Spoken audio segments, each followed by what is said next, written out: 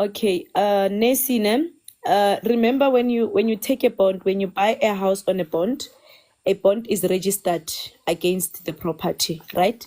That is why you cannot dispose of the property without the bank signing it off. So when you finish buying the property, before the property can be registered in your name, the bond needs to be cancelled because a bond is like a hold on the property. So as long as the bond is still registered against the property, no transactions can take place, including transfer. So for the bank to be able to transfer the property into your name, the bond must be cancelled first, and then thereafter the property can be transferred in your name. Yeah.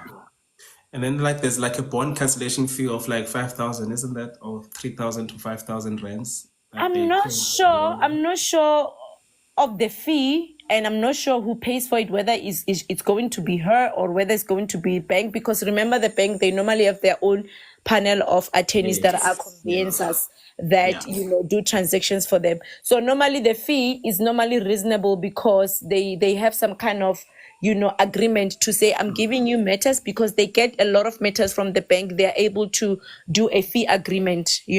So I think maybe she must inquire with the bank as to how much is the fee, and then who's going to pay for it. Is it her, or is it going to be the bank?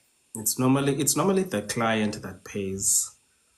The owner, the new owner. Yes. Okay. Yeah. But And I'm then sure it's less than 5K. Yeah. And then there's another case here that I just got this just now. Sorry, I'll attend to you. Can you just mute a bit? Yeah, thank you. Just mute, and then I'll call you just now. Just want to finish this thing. So there's a matter that I just got now. I think I will have to involve you, because she is saying that the mother finished paying for the house in 2014, and then only now, when she saw my videos, that they actually wanted to sort things out. So when she went back to the bank to get the title deed, the bank says they don't have her file. They don't know what to, so she doesn't know what to do now. How can she get the title deed? The bank does not have her file. Is that even something? I don't know, when they say they don't have her file, does it mean that they don't have the original title deed as well? Yes, because she just finished paying for it in 2014 and then never did anything after that. But there's no dispute. There's no dispute between them and the bank that the bond is paid up. No. Okay. It's all just right. that they don't have the account.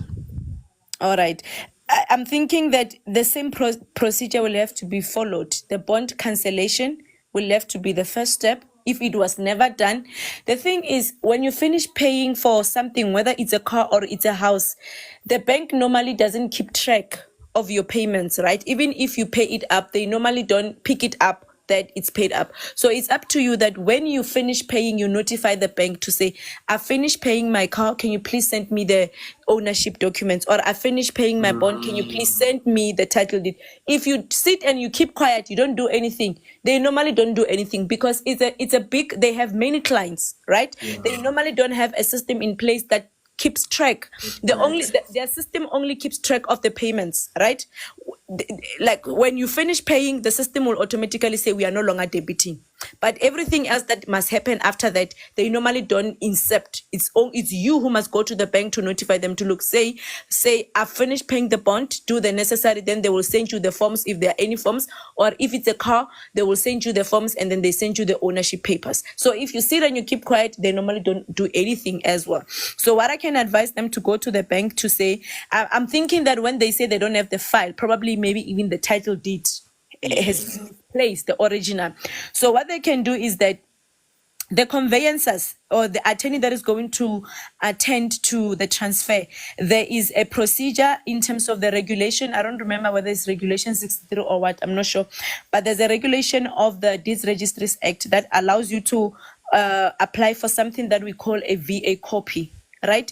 Remember, even if you don't have the original title deed, the deeds office always have the record of the copy, right? It's like they scan it into the system before they give it to you. So it's always on the system. So the attorney that is attending to the registration will normally do an application in terms of, I don't remember the regulation, but is a regulation in terms of the deeds registrar's office. So what they do is that you have to make an application and you have to advertise in the government gazette to say so and so wishes to apply for a certified copy of a title deed, and then you give the description of the property, and then maybe it lies for inspection for like 30 days if I'm not mistaken. Then thereafter the deeds registrar is going to give you what we call a VA copy. It's a copy, but it's certified by the registrar that it's a copy of the original, and that copy is sufficient.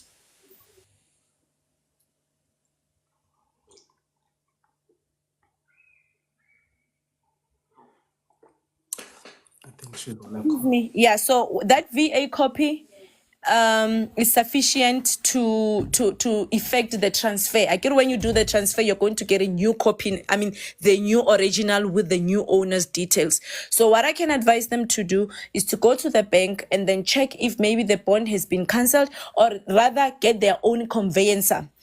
Separate from the bank, get their own conveyancer, give them I hope they will have the title deed number, or the old title deed number.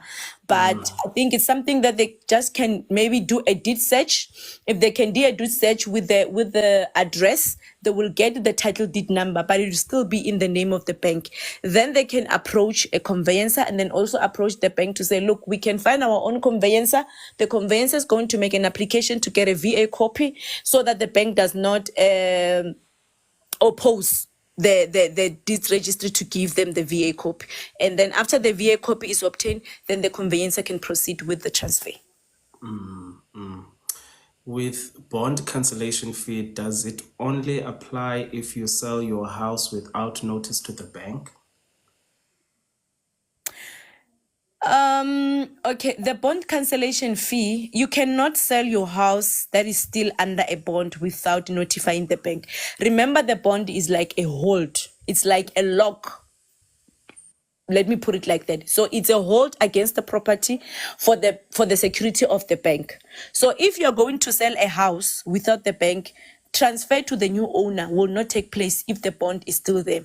And the bank is the one that must sign off the cancellation of the bank, because remember, the bond is registered in favor of the bank as a security for the bank. So you cannot sell your house while the bond without the bond being cancelled, without involving the bank. Yeah. Right. How do I pronounce it? You can come up, you can unmute your mic, and then Maitri Daba. How do you say your name? Hi, it's just Maitri, but you can call me Sasa. Okay, Sasa. Yeah. So firstly, Ntanduguti, thank you for this opportunity, or rather this platform for you to share your time, and thank you to your guest as well. So I'm a newlywed. I don't have a will. So I got an advice, Yoguti. I can go draft a will at LegalWise. Apparently, they are saying from the 16th to the 20th, they'll be hosting a National Wills Week. So I'll be going there. So before I go there, I just need to know, will the will be valid? What tips can you give me as a person who has never had a will at all? So I just need your advice and your expect on based on my will. Okay. My you said we can call you who? My Triandaba. Oh, okay. All right. Sasa. Oh, Sasa. Okay. Yeah, that week, it's a national, I think it's a National Wills Week. So most of the attendees during that week, we do pledge to assist. Maybe I can say for that week, I can assist, a minimum of 5 people. So they are correct when they say that week it's a Wills Week. And normally as legal practitioners, we assist people for free. So the requirements for a will there are legal requirements for a will to be valid, right? And the first one is that a will must be in writing. If it's not in writing, it's not a will. And I'm saying this because I remember growing up, we used to watch movies, especially those Nigerian movies, where you will see a deceased leaving a video. Like they'll be watching a video of someone saying, I'm leaving my property to my son, so and so, you know. And we used to think that is a valid will, but in terms of the South African law, that is not a valid will. Even if you can take a video to say, I bequeath 1, 2, 3 to so and so, it's not recognized as a valid will. So a will must be in writing. And if it's written by hand, it's not typed, the person who writes there does not qualify to benefit from that will. Like, let's say, for instance, maybe you are an illiterate person, a parent, you don't know how to write, and you ask your daughter to say, my daughter, can you please write a will for me? You must know that if your daughter writes that will with their handwriting, they don't qualify to benefit from it. So a person who writes a will with their own handwriting does not qualify to benefit. The second one is that a will must be signed by the testator. The testator is the person who is making the will, and it must be attested to by 2 witnesses, right? If you make a will and then it get attested by 1 witness, it's not valid. It has to be attested to by 2 witnesses. And the testator must sign in the presence of the witnesses, and the witnesses must sign in the presence of each other as well as in the presence of the testator. Let me give you an example. Let's say maybe you go to the attorneys today, you make your will and you sign it and you tell them, no, my mother and my sister are coming to witness for me, but they will come tomorrow, right? You sign today and then they go to the attorney's office to go and sign tomorrow. That will is not valid because you have to sign in the presence of the witnesses, and the witnesses must sign in the presence of each other as well as in the presence of the testator, right? That is one another requirement. The other one is that the will must be signed at the end. Like, let's say maybe your will is 3 pages, right? At the end, immediately the last paragraph, you can leave just a small space. Immediately the last paragraph, you have to sign there. Maybe if there's a big gap between the last paragraph of your will and where you sign, that will is invalid because someone can add some things between the signature and the last paragraph. So you have to sign immediately after the last page. That is one of the requirements, right? So you have to be mindful of where you are going to sign, right? And another thing to be mindful of is initials. There are people who will say, when they say sign, they put initials.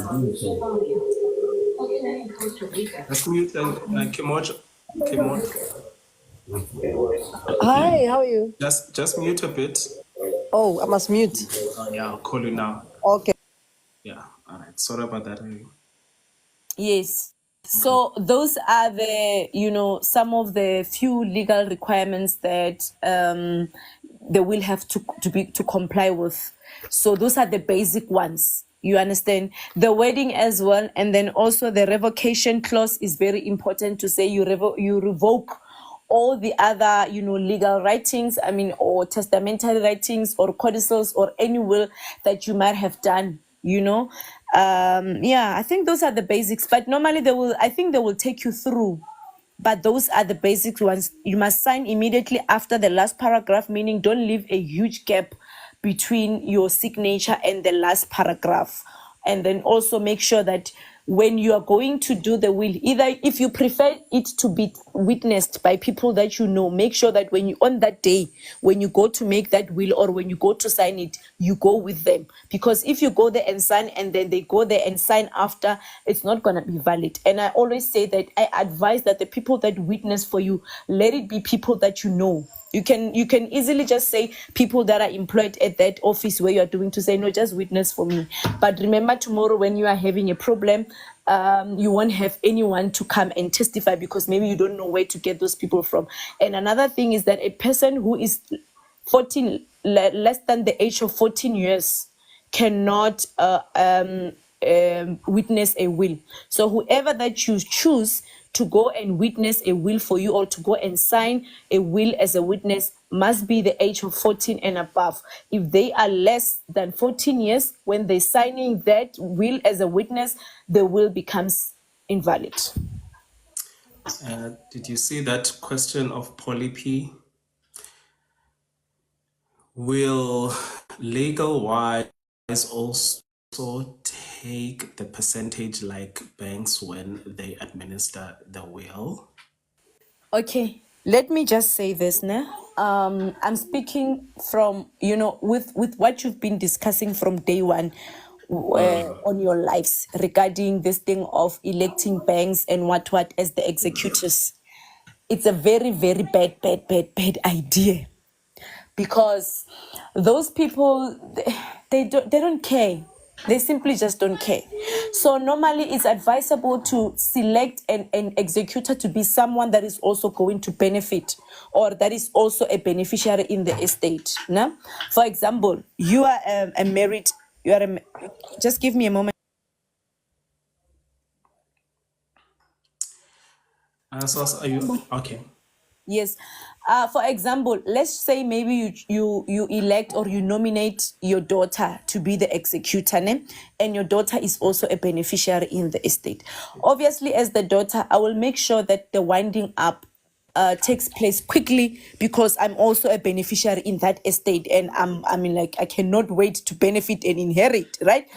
But if you choose somewhere there, a bank, that person is getting a salary every month. Even if that winding up takes 2 or 3 years, they're not bothered. They don't care, because they're not going to benefit anything like directly. Because if I'm employed there and maybe I'm an estate administrator, and then my job is to attend to the winding up, even if I don't do my job, on a daily basis, or the winding up takes 2 years, I don't care. It doesn't affect me, because I get my salary every month in full. You understand? So one of the things that I will advise people is to avoid, by all means, guys. Avoid making wills with the banks, because most of the time they don't allow you to choose another person to be an executor. They always insist on them being an executor, right? And then after being an executor, obviously they appoint the attorneys. They normally have a panel of attorneys that they work with that become the agent, right? So for me, I don't advise you to elect anyone.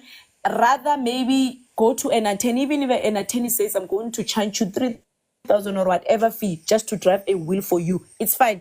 Pay that money, draft that will, and keep it safe with you, right? And then elect or nominate whoever. At least with an attorney, you have the choice. We normally give our clients a choice to nominate whoever that they want to nominate. But most of the times with the banks and this other company that I don't want to mention the name, but I'm sure Banzai gets my point. With that company and with the banks, they normally insist that they be the nominated executors. So I don't advise you to nominate anyone. Nominate a family member, nominate your wife, nominate your husband, nominate your kids if you have kids that are adults. Yeah. All right. Thank you so much. Do you have any other questions, Sasa? Thank you so much. I think all is clear. I received every information. I really appreciate. Now Awesome. I've got an idea. What is it that is needed for me on that day when I go there? I really appreciate the response from your guest. Did you I think also try to download the will. It's available there on their website, so that you can just follow what Irene was saying, and then when you go there, you just go there to consult, to just check and see if it's correct. Yeah, I will definitely do that, because I also need to check what documents do I bring on that day. I will definitely go through that. Thank you so much. It's a pleasure. Kimoto. Oh, Kimoto. Oh, there's an answer that a question that I didn't answer as well. Okay. That question with will the bank? Will they what take the percentage? Something about the percentage. Okay, the 3.5% is the standard executor. We call it executor's fee, right? Meaning that even if you appoint your daughter, obviously your daughter will not charge your estate an executor's fee. That is the advantage of appointing a family member. Although if the family member gets an attorney and appoint an attorney as an agent to assist them with the winding up, the attorney will charge that 3.5. But of course, everyone that attends to the winding up of the estate is entitled to that 3.5. Is a statutory fee. But obviously, if you if you appoint your wife, I'm giving an example. If you appoint your wife and your wife is able to attend to the winding up from the beginning up until the L&D account stage, then they are entitled to that 3.5. They can choose not to, claim it. So that is the advantage. Okay. Then there is another one that I saw here. Can both beneficiaries be executors? Please repeat the question, Banzai. I think they're asking can the beneficiaries be executors as well? Yes. And an executor can be. That's why I said it is advantageous to nominate someone that is also a beneficiary in the estate to be an executor, because to start with, they will always act in the best interest of the estate because they are going to benefit from that estate. I mean, like, if you decide to do something shady, you're also affecting yourself, because whatever that you're going to inherit from, you're going to inherit from the assets that are in the estate, right? So it's advisable to get someone, to nominate someone that is a beneficiary to be the executor. Although that if that person is a lay person, they'll normally, under certain circumstances, maybe appoint an attorney to be an agent. But the thing that I like, that I would always advise people, avoid nominating an attorney or a bank directly to be executors, because that is giving them too much powers, right? Rather, if they get involved in a level of an agent. Yes, because now everything that they do, they have to do it via the executor. But when you nominate them to be executors directly, you are giving them so much powers. Yes, so the powers that they get with the letter of executorship being in their name is too much. So rather nominate a family member, and then if an attorney assists them, let the attorney just be there as an agent. And they can sell the house, right, without the Yes, beneficiaries. they don't consult you as the I mean, like, when I'm the executor and my name is there on the letter of the executorship, I don't even, like, most of the times they're even arrogant when it comes to things that involve the estate, because they know that they have the powers, and most of the times they don't even need the consent of the beneficiaries to do certain things. So it becomes difficult to deal with them or to even control them, because the power lies with them. They don't need you to approve things. They can institute legal proceedings against you. They can do basically whatever. They can sell. But when you are an executor and then the attorney is an agent, everything that the attorney needs to do, you have to approve as an agent, as an executor. Exactly. Now, how does the families now that are caught, because I've gotten so many requests for assistance from families that one is saying that the bank wants to sell the house because the estate is not liquid. It's insolvent. Yes. It's insolvent. They are stuck, or the bank is not cooperating. It's not assisting with anything because they are the executors. How can one go about removing the bank from continuing the process of executing after the person, like when the person the client or the person of the will that appointed? What is the procedure to follow to remove a bank from the office of executorship? Yes, especially if the bank wants to sell properties, or they are not cooperating, or they are not even issuing, or they're not even reading out the will. It's been 2 years. The bank is not communicating with the beneficiaries. They don't know anything. I think those are the three most the challenges. Yeah, they are the most. Yeah. So how does one now go about in actually removing the bank, or a lawyer that is not cooperating? Okay. I currently have a client that I met on one of your lives, name. Is having a similar problem with the bank. The bank is the father had a will with the bank. He's the sole heir. He's the sole heir to the father's estate, although the father was married in community of property. So the bank is the nominated executor by virtue of the will, right? And the bank nominated another attorney. Like I said, that they normally have their own panel of attorneys that they normally, instruct to assist with the winding up. So the first thing that happened is that the bank and their attorneys took a period of 5 months to report the estate, right? Within that period of 5 months, this guy's stepmother, or his father's wife, they had long separated for like many years, ne? So immediately this lady heard that the father the deceased had passed away. She ran to the master and she went and she reported the estate, ne? At that point in time, the bank had not approached the master, because hence I said that the bank took a period of 5 months. Remember, the Administration of Estates Act says that you must report a deceased estate within 14 days, but they took a period of 5 months. So within that 5 months, this lady went, she reported the estate, she got a letter of executorship, and she got access to the estate, right? And the biggest asset in this estate was cash. I think this estate has had over R1 million in cash. And by the time that bank comes into the picture, that lady had already disposed of something, misappropriated something like 700,000 from that money, right? And this was because of the negligence of the bank. Because why do you take 5 months to report an estate when you know that the act says do it within 14 days, right?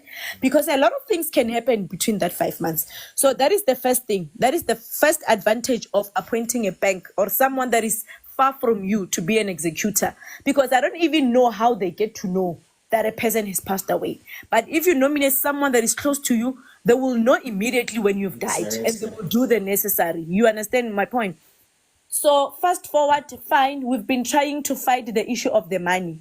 While we are busy fighting the issue of the money, we find out that the stepmother also, the deceased's wife, also sold the immovable property, while the bank is still the executor. And then we check, okay, fine.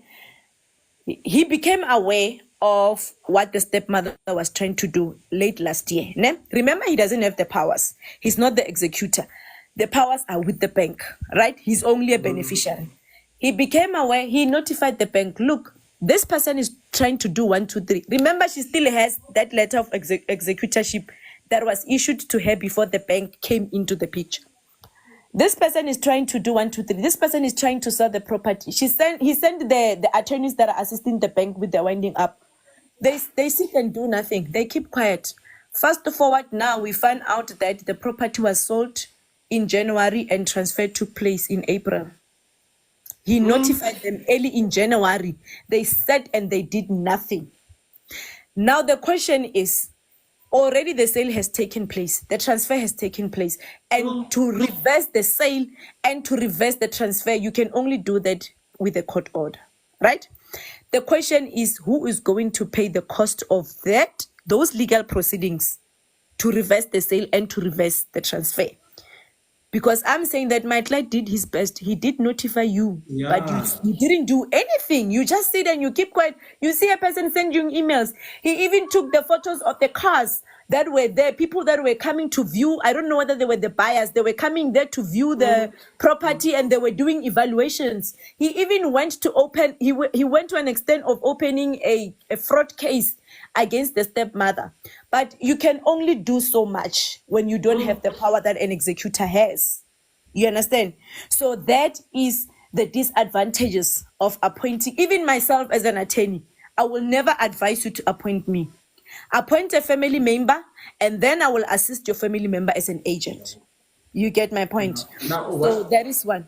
And then now we are in the process of, we've involved the master, and we have showed the master the incompetency of the bank in the winding up of the estate and how their incompetency has prejudiced. Now we have 2 assets are missing under their nose. 700,000 got missing. An immovable property was sold and transferred under their nose. You understand? But what about the masters though? Aren't they also liable? Because aren't they supposed to ask about the beneficiaries? No, remember you report an estate, right? When you report an estate, you are an executor. You submit the power of attorney for your agent to say, M.I. Chipapi Attorneys is going to be my, they're going to be my agent, right? The master is not going to keep track of each and every estate. You understand? It's not possible because there's a lot. You are the one who accounts to the master. As the agent, as the executor, you are a master's representative. Your position there in the estate, you are actually representing the master. You understand? That is why most of the things that you do, some of them you have to they have to be approved by the master, right? So now we wrote to the master because the master was not aware what was happening, right? So we wrote to the master. We make reference to the particular, legislation that allows an executor to be removed from an office of executorship. So, and then you state the reason. Obviously, there must be material reasons for you to request that person to be removed from the office, right? And so now we are in the process of requesting the master to remove the bank from the office of executorship. If we don't succeed, it means now another option now is going to court. So those are the only two options that you have. You can write to the master and request them to remove the executor from office, but there are limitations as to the reasons the reasons for the master to remove. Some of the things that an executor do, they can only be removed by the court. So it's just that I don't know like the contents of those sections in the Administration of Estate Act, but it specifies that in case of 1, 2, 3, only the court can remove them, and then in case of this and this and that, then the master has the power to remove the executor. So those are the only two options that are available, but you can remove them. Isn't there a fraud that we can open against the stepmother? A case was opened last year. I think my client went to the police, I think last year in November. But the SAPS never pursued the case. We don't know the reasons why, but we are having a meeting with the investigating officer tomorrow morning.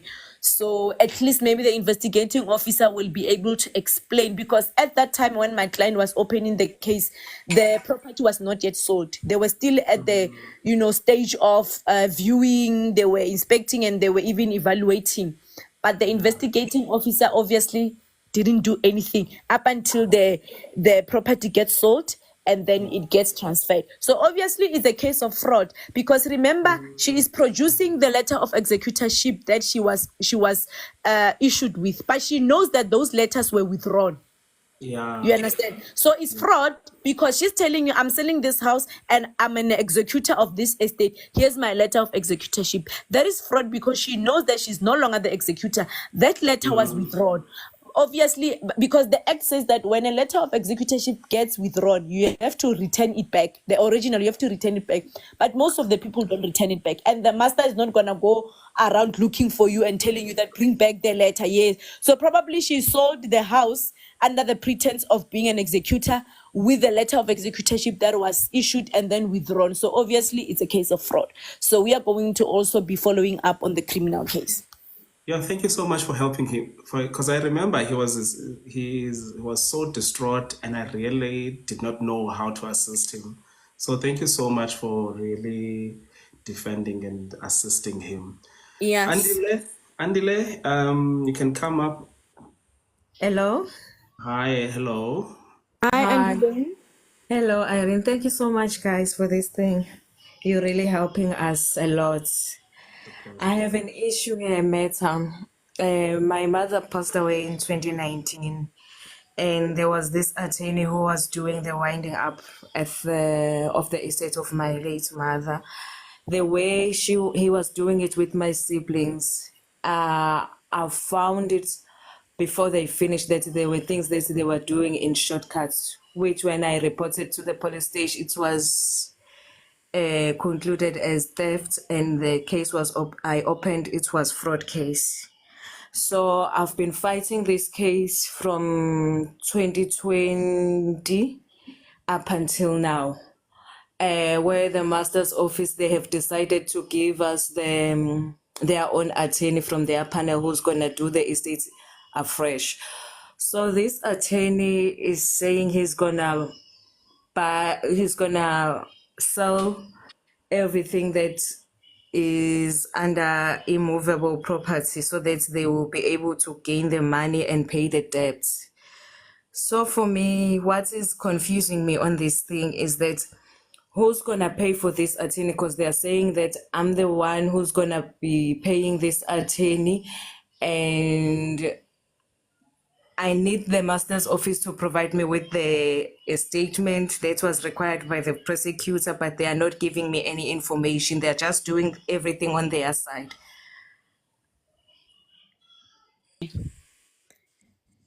Are you still there, Andile?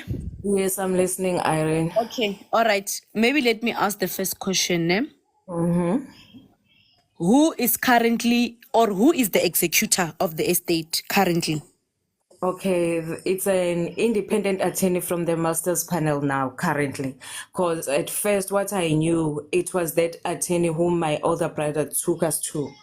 But when the investigation was on with this winding up of the estate, I found out that it was my little sister who was the executor. And that attorney, he said that he was only helping my sister. Yeah, he and was an my other agent. sister. Yes. Yes, but I didn't know that he was an agent. I only knew because they took me there to sign the nomination form, of which I Yeah. didn't know that I was signing the nomination form because the way So they you nominated represented the me. attorney now. The attorney No, now I is the executor. No, I nominated my little sister. Your little While sister, okay. Yes, why I didn't know that I was signing the nomination form because I've never seen it. That the way they represented to me, they said I'm signing the form that I'm agreeing that my mother left everything to my little sister because that was the story I was told when my mother passed away, excuse. So when everything was being done, I found out that my little sister was an executor, not that attorney whom we went to. Okay. So now the master's office, they've referred you to an attorney who is in their panel, and Yes. that attorney is now appointed the executor. No, he's He's the appointed as an agent. as an And then your executor. your younger sister is still the executor.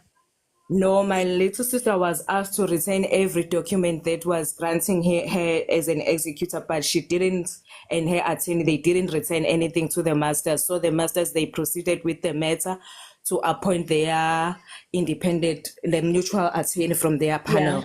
Yes. But who is the executor now? That is what I want to know. Who is the executor? Okay, it's the attorney from the masters panel who's the executor now. Also, they decided to appoint an executor to be a neutral person, not a person from the family. Yes. Okay, all right. So these are the steps, ne, for the winding Yes. up. Ne? Firstly, we liquidate the estate, right? When we liquidate means we collect all the assets and all the debts. Okay? You know that an estate consists of the debts, the liabilities, as well as the assets, right? Meaning that the first step is that your agent, which is your attorney, will start by collecting all the assets, right? The second step will be to collect the liabilities as well. This person, before they died, who they were owing and how much they were owing and what for, right? And then that is the liquidation stage. That is why even the account that we prepare at the end is called liquidation and distribution account, right? And then after you liquidate, there's something that we call the recapitulation statement in the L&D account. That is where we are checking. That is where we are checking whether the estate is liquid, right? When we say the estate is liquid, we mean, does it have enough cash assets, right? Remember, you can have 5 million worth of assets, ne? But not in cash, meaning consisting of cars and houses and furniture, right? You can have 5 million worth of assets, but not being cash. That estate, we will say that is not liquid because it does not have cash, right? And for us to be able to pay the creditors, what do we need? We need money. Yes. Right? You cannot take a house and go to a creditor and say, I'm paying you with this house, or I'm paying you with this car. Or you cannot take the couch and say, take the couch. Ne? We need money. We need cash. Right? Master's fees. there are fees that we pay to the master, must be in cash. I'm just stating there before we can even get to the the debts. There are administrative liabilities that needs to be paid, right? The executor's fee, which is 3.5, it must be in cash. You are not going to give the attorney a car and say yes or payment. It has to be in cash, right? The master's fees have to be in cash. The advertisements that we pay for have to be in cash. The SARS, if maybe let's say maybe the deceased maybe was owing SARS 5,000 before they passed away, it has to be paid in cash. The transfer fees, let's say maybe the deceased left a house, ne? The house must be transferred in your name, like you and your siblings. Let's say maybe, for example, your mother had a house, ne? I'm giving an example. The house was in his name. Let's say maybe there's 3 of you, and after she passes away, the house must be transferred in your name, the children, her children's name. The conveyancer is going to charge a fee, transfer costs. They have to be in what? Cash, right? Yes, So understand. normally what you will do as an agent is that you will record all the assets, right? And you will record all the liabilities, including who she was owing, as well as all the administrative costs, ne? And then I will see, okay, fine. This is how much money I need for me to be able to administer this estate, ne? Then I go and check, do I have this money in the estate? If I don't have the money, I will inform the beneficiaries to say, look, we are in need of X amount of money for me to be able to administer the estate. If you guys have money from your pockets, you can transfer it into the estate late account, right? It's not compulsory for me as an executor to sell. If the beneficiary says that, no, we can give you that 100,000 that you want, then it's fine. You transfer it into the estate late account, right? But if you cannot give me that 100,000 I'm needing, and then that 100,000 is not in the estate, then it means that I must sell the assets that are already in the estate for me to get that cash. Because without that cash, that estate cannot be wound up. You understand? And then I will only check, okay, I only need 100,000. And then I'm good. Then I go and check. Obviously, you start with the immovable properties first before you can get, you start with the movable before you can get to the immovable. Then I check, okay, fine, the deceased left a car, which is, which value is like 180,000, right? And I need 100,000. Then I can sell the car, collect the 180,000, and then use 100,000 for the liabilities. And then the 80,000 is going to be inherited by the beneficiaries. Yes. You Okay. understand? Yes. Yeah. Can I ask you a question here? Okay, if this Yes. attorney has like collected everything and he has seen that, okay, from what he has collected, still the things he collected, even if he sells them, the money won't be enough to sell to pay all the creditors. The debts. What is the ongoing process on that? It becomes the responsibility of the beneficiaries. That is the unfortunate part. That is the unfortunate part of leaving your kids with debts over assets, right? Normally it's to be, but the banks will have to come after you personally to say, I'm suing you. You understand? But if a person dies and they leave debts, like we call it an insolvent estate. If the liabilities are more than the assets, the deceased estate is insolvent, right? So when it's insolvent like that, it means that whatever shortfall from the debts that is there Yes. becomes the responsibility of the beneficiaries. Okay, You understand? I hear Yeah. you in that. But here, my mother left a lot of money that was in millions. So the money was misused by this attorney and my other siblings in a way that they had to sell my mother's properties now to cover the losses and to pay. Remember an attorney can be held accountable, right? Yes. As well as an executor. If an executor Yes. misappropriates funds Yes. belonging to the deceased estate, they can be held accountable. So what Yes. you can do is that you can report that attorney to the LPC, and the current attorney that is the executor can even take legal steps, meaning issue summons against that attorney and your sister. You see now what this attorney from the masters, I'll say it the way I see it, the way I'm fighting it. That's why I'm saying I need a legal person to fight for me this one. Because Yeah. now I have shown every proof, every complaint at masters with this attorney. He was failing to launch. He got the information that he launched from the LND from me. He Yeah. launched the wrong information. Then I replied on the wrong information he launched on the LND, the first attempt he did. I provided with the answers. I provided him with the answers. I reported to the masters and I told them that your attorney that you selected from the panel is not complying. He's failing to answer to his penguin sheet. He doesn't have anything that is correct with my mother's information.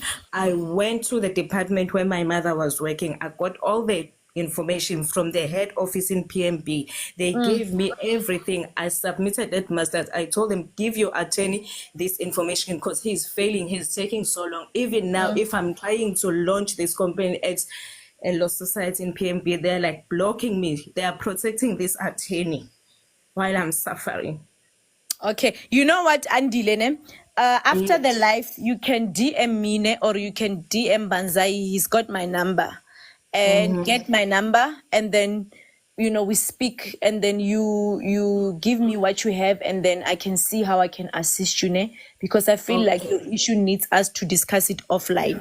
Definitely. Okay, because another thing I want to say, what they're trying to do now is something that you have mentioned. They're trying to put it all to me that they would sue me at the end of this thing they're doing. They're No, trying that that's why I'm saying that if we can, your problem is similar to the client that I just explained his story. Ne? Someone reported the estate before and they misappropriated the assets of the estates. You understand? And then Yes. now it means that money now was misappropriated. People cannot account for that money, where it went to. So it's a process, because sometimes for you to even get those assets back means that you must go to court. You understand? Yes. So that's why Yes. I'm saying your issue will need us to deal with it, offline. So you can just DM me or DM Banzai. You'll get my numbers. You can call me. Then we can, discuss it offline. Thank you so much. Don't All right. worry. And then I just want to answer someone on the comment section. They asked, what is the difference between a letter of authority and a letter of executorship? Okay. When you report the estate, there is a document that you complete that is called an inventory. That is where you disclose all the assets of the deceased estate. If the total value of the assets is less than 250,000, you'll be issued with a letter of authority. If the total value of the assets is above 250,000, you'll be issued with a letter of executorship, because an estate whose value is 250,000 and above, you need to prepare an LND account. So an estate in which you receive a letter of authority, you don't need to liquidate and distribute that account. So an LND account is not necessary, and an agent is not necessary. So the difference is the value of the assets and the administration of those two estates. I hope you understand. And then I think, did the client show up? I don't think she's here. Hey, I don't know. I don't know. It's fine. No, You won't it's have fine. to mention her name, but Yeah, just this client name, she was involved in an accident last year, I think December or November, I don't remember well. So she was involved in an accident, and she was of the opinion that the insurance was dragging their feet, in finalizing her estate. And by the time, I met her, by the time she gave me instructions, her matter was already with the ombudsman. She has already referred the issue to the ombudsman because she was not happy with the final settlement that they were offering her, as well as she wanted to get her car back, as a salvage, right? So when she instructed me, I contacted the insurance company. Actually, I wrote them a letter, and I explained my instructions, what my client wants. She wants a car back. And, there were things that they were charging her from the total amount of the value of the car. Like they were charging, a 2.5 for a spare key, and a couple of things, right? So I contacted them, wrote them a letter, and then they advised me that because the matter is already with the ombudsman, they cannot, communicate with us anymore. And then I said, look, I will advise my client to withdraw her complaint from the ombudsman, and then so that we can be able to engage with each other. And then she indeed, withdrew her complaint with the ombudsman. And then I started to, negotiate directly with the insurance company.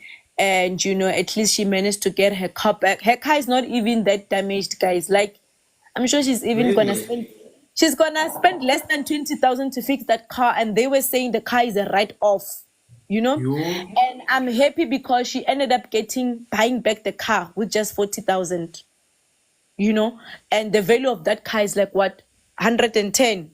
So she bought it back from the bank. From the insurance with just 40,000. She's going to spend less than, just around 15,000 to fix the car, and her car will be as good as new, So, but then me assisting her, made me realize that a lot of us, we actually don't read our policy wording, right? The policy schedule is not that complicated because that is where they are explaining the premium and the access fee and stuff like the light things, ne? But the important things are in the document that they normally call the policy wording. You see that 60 pages, 50 pages document, that is where now the big problems are. And the thing is now that document is big. The policy wording is big, ne?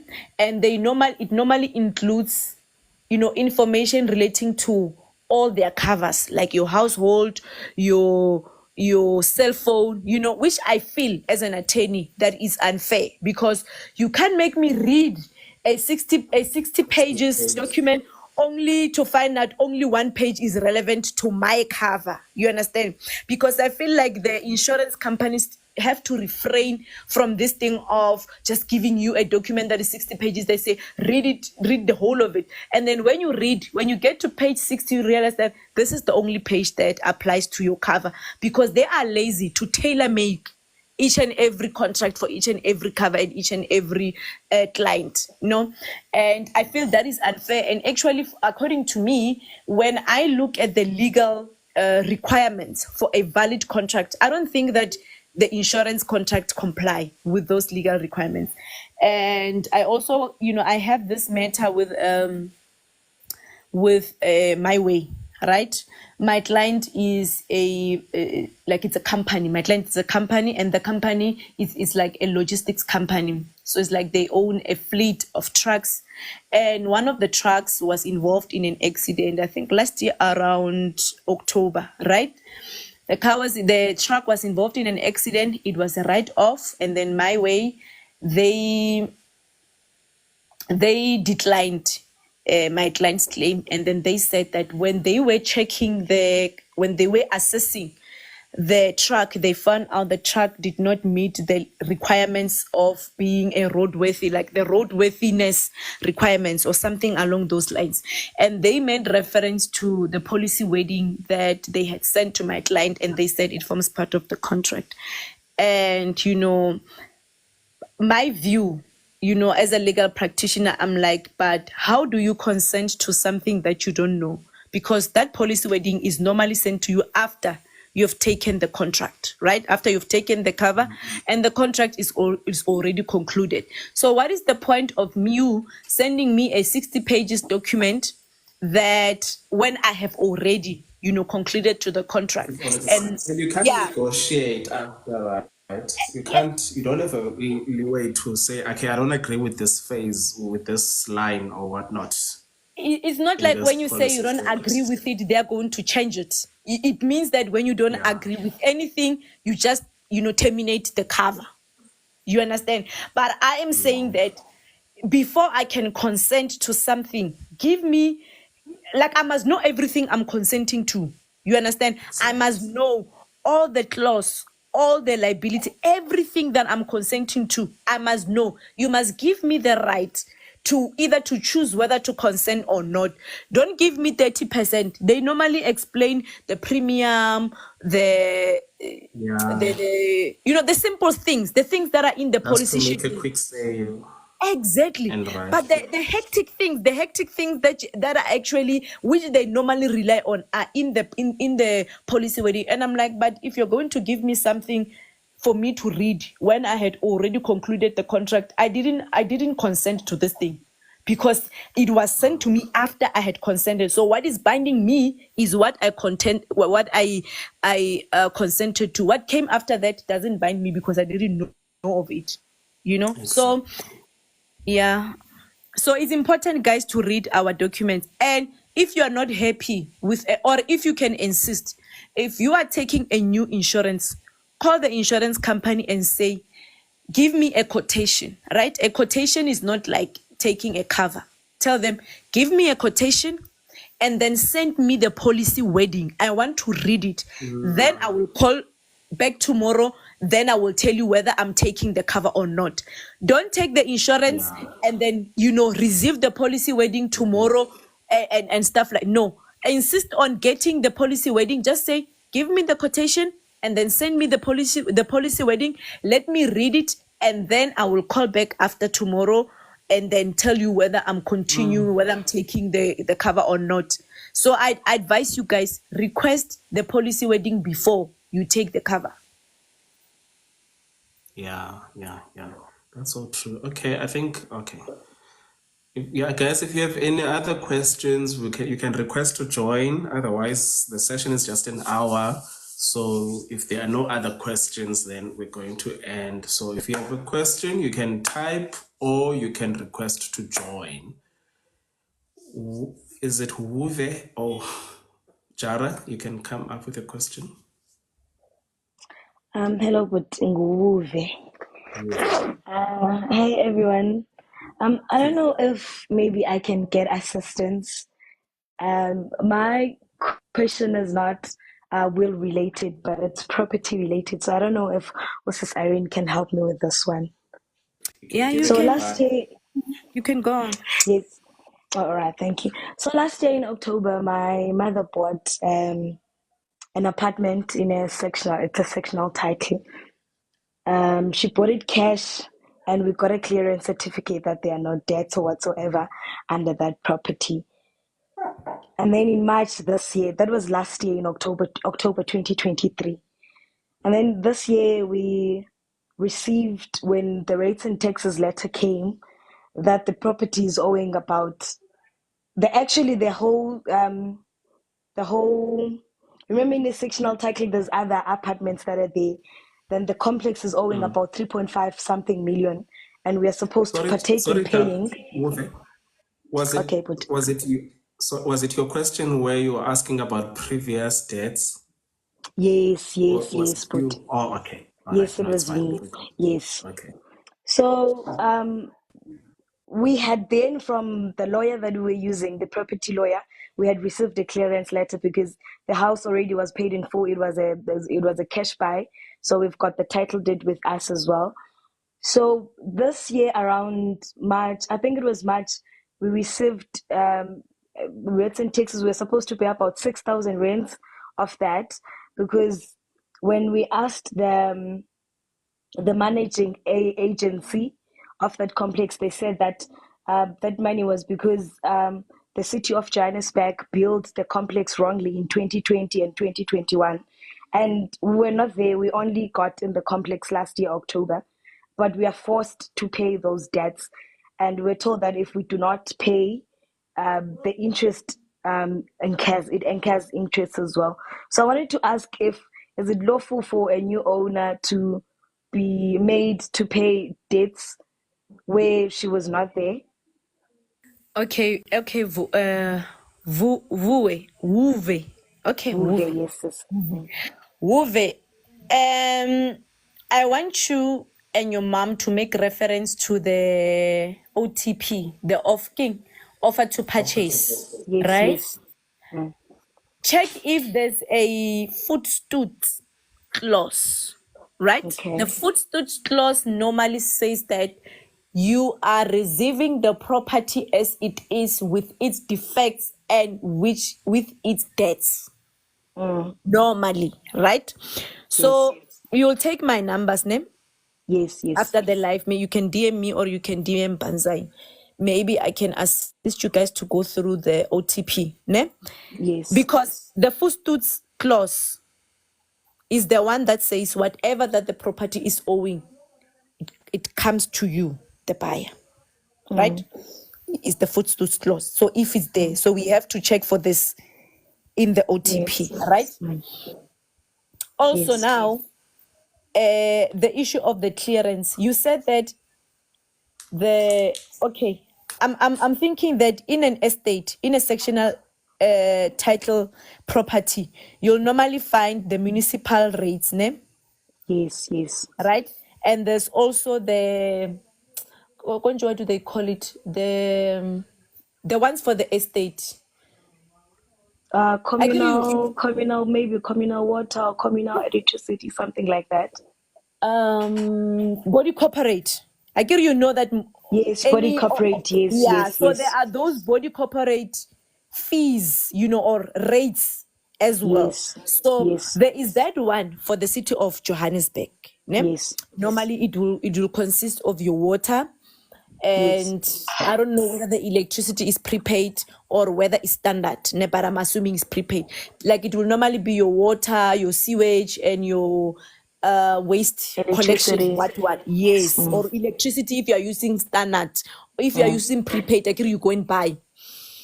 And then there will also be those body corporate fees, like normally for the security and for the gardening, whatever it is that they are charging you. So I want to know the clearance that you got or that the conveyancer got. Was it from the municipality? I'll be honest, I'm not too sure, but I can check. Oh yeah, levies. There yes, are levies and there are tax and rates, right? Yes, So yes. you must get clearance for both of them, right? Because you may Yes. buy a house and find that someone is not owing the tax and rates from the municipality, but they are owing the levies, or maybe they don't owe the levies, but they're owing the tax and rates. So my question is, did the conveyancer get the the clearance for both levies and tax and rates? Okay, I'm gonna go through the emails because my mother is quite old. She's retired. So all this process, we're doing it together. So I'm gonna go through the emails and check that. But we pay all those levies and rates and taxes, but where actually there was a mismanagement. I don't know if it was a mismanagement of money or whatever the case was, because we don't use prepaid in the complex. There's no prepaid water or prepaid electricity. We use standard, so we get billed. Okay. Yeah, we get billed for both of them. So then it's not possible that you could get a clearance, because a clearance is only for individual consumers. Like for you, maybe you have a house there, a standalone house, and you get billed for your own water. You understand? That's why I'm saying I'm interested to know that the clearance that the attorney is referring to, is it the clearance for that specific unit that your mother bought, or is it the clearance for the entire sectional title property? It's for the You unit. understand? It's for the unit. It's for the unit. Because also, I want to know, in a sectional title unit, Yes. sometimes some of the sectional title units, they have their individual meters for water. Yes. You'll Yes. find that they don't receive one bill from there are those that get billed once, right? Yes. You find that the whole property receive one bill, then they divide it amongst the occupants. Yes. But there are those that get billed separately, even inside a sectional title. Yes. So the unit that you have, does it have a meter? Yes, it has a personal meter. So A we water actually meter? get a water meter. So what happens is that because we've got a group as owners, so we usually compare our statements. So I get billed for the amount of water and electricity I use for the complex, and my next door neighbor, it's different from what I Yeah. used. The Yes. bill that you receive, does it have the letterhead of the city of City of Johannesburg? Johannesburg. Yes, it does have And one. you pay We directly to get them two. No, we don't pay direct. There's two. There's one that comes from City of Johannesburg, and then there's one that comes from from the the property. body corporate. Yes, from the body corporate. So we receive two. There's one that says tenant statement, and then there's another one that has everything that is from the City of Johannesburg. So we receive two per month. You see, that's why Yes. I was saying that you are supposed to receive two, because there's levies Yes. which you normally pay to the body corporate. These are charged by the body corporate, and then there are tax and rates. Ne? These are charged by the municipality, right? That's why I wanted to understand that. Remember, there's levies, there's tax and rates. If Yes. your attorney, if you guys are paying separately, each and everyone pays their account, ne? You have your own meter where you get charged for your own water consumption. What is your business in the bill of the whole property? Because if I get my bill, that is why I was asking, do the units have their own Meters. Yeah. meters? Because I get it, there are those units that you find that it's an estate, but it's still houses, ne? But there are those units where maybe duplexes, right? You find that there are those that are duplexes, and the other one is up there, and there's no way that they can put a meter, right? And then those ones, what they normally do is that they will send a bill for the whole estate. Ne? Yes. If that bill maybe for May, let's say maybe the bill for August is 2 million, ne? Yes, They yes. normally know how they divide it amongst the tenants or the occupants. Ne? So that is why I wanted to understand the sectional title where your mom bought a property. Do you have individual meters? Does everyone have their own meter for electricity and for water, or you don't have meters? To be honest, I'm not sure because we don't stay in the complex. So there's a tenant that's staying there. But the bills are different. We get billed differently as all the people that own their apartments there.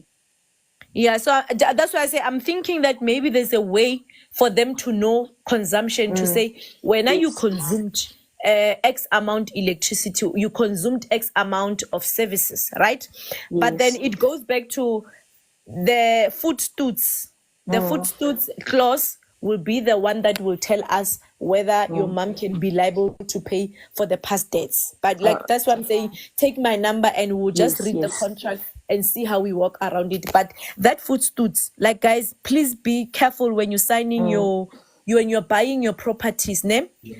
Read the footstools. Read the footstools clause, because at least if you still buy the property and you accept the footstools, you are going to be psychologically ready that even if 6 months after occupying this property, they come and tell me that the property is owing 30,000, you will accept, because you know that you signed for it. It's unlike when it becomes a surprise. You understand? And then sometimes you can negotiate on these footstools, because there's someone who will sell property to you, knowing that it's owing municipality 250,000, and then maybe at that time they include that clause. The minute you sign the OTP, then you cannot come back and say, Irene, you are owing municipality 250,000. Immediately you sign the footstools, that debt becomes your debt, you as the buyer. Yeah. All right, let me. I'm number. gonna take your numbers. I'm gonna ask Uputi to give me your numbers, and then we'll take it from there. Thank you so much, sis. Okay. And Emma, Hi, Banzai. Can you hear me? yes, I can hear you. All right. Thanks, Irene, and thanks, Banzai, for a very, very, very insightful live. I always follow you. So I just bought a sectional title property now recently. I think it's 2 years now. So what happened in my case, the seller did pay the levies in advance, right? And when I also bought the property, they made me to pay pro rata.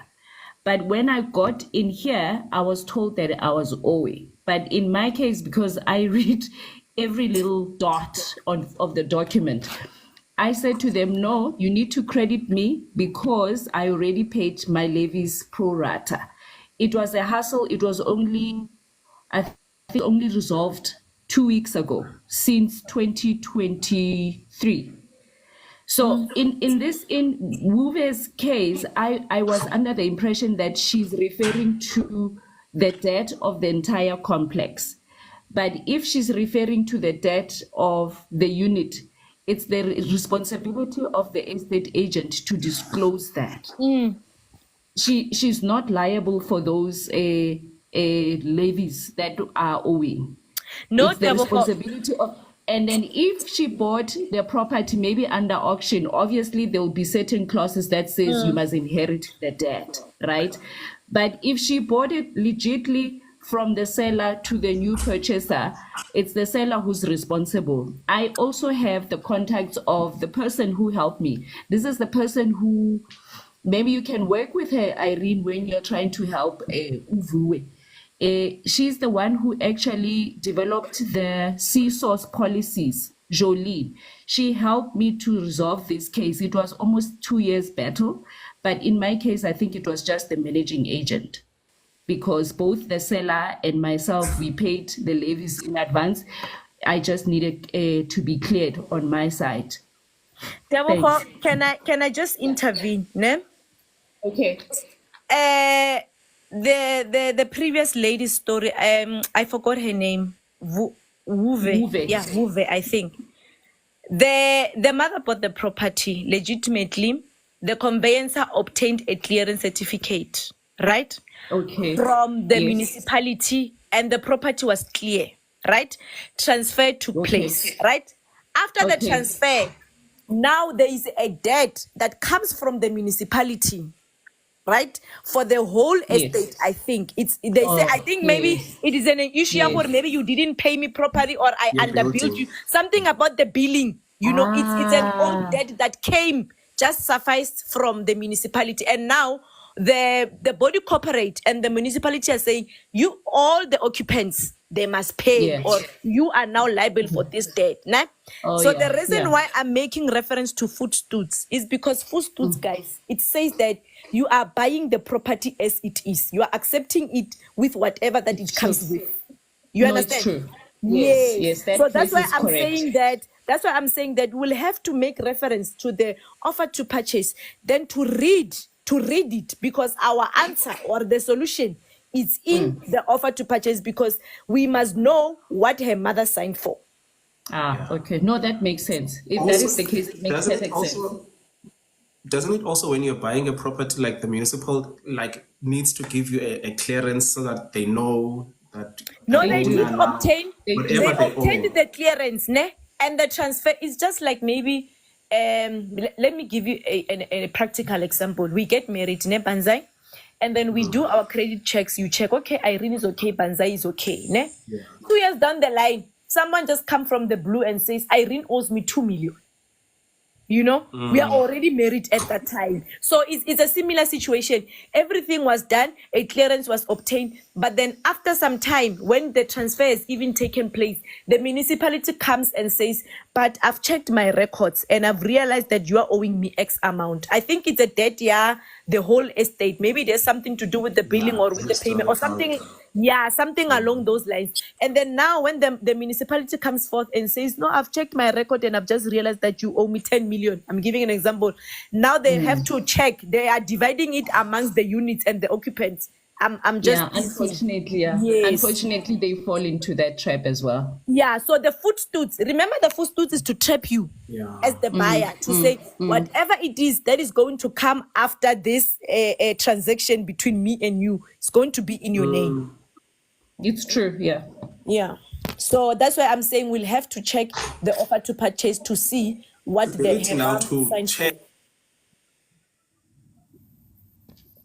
for. Now, I But think with the footstools clause, now is it now your responsibility to check and check the property and see if there's no problems? Because now once you Even sign the it, then defects. it means that Even even the if they know defects. there's a roof leakage, Yeah, remember the footstools. It even covers for defects, meaning that if you buy the property and you sign for it, and there's a footstool clause, and tomorrow the barking a The wall roof is leaking. collapses or a window falls off, you can't come and claim from me as the seller to say, I will say you signed the offer to purchase, you accepted the property with whatever problems that it comes with. Irene, So can I it's give your a tip? responsibility to first check Check. the Yes. property and everything Yeah. before you Because sign. once you put your signature there, you are done. Can I give a tip with regards saying to the- that before signing?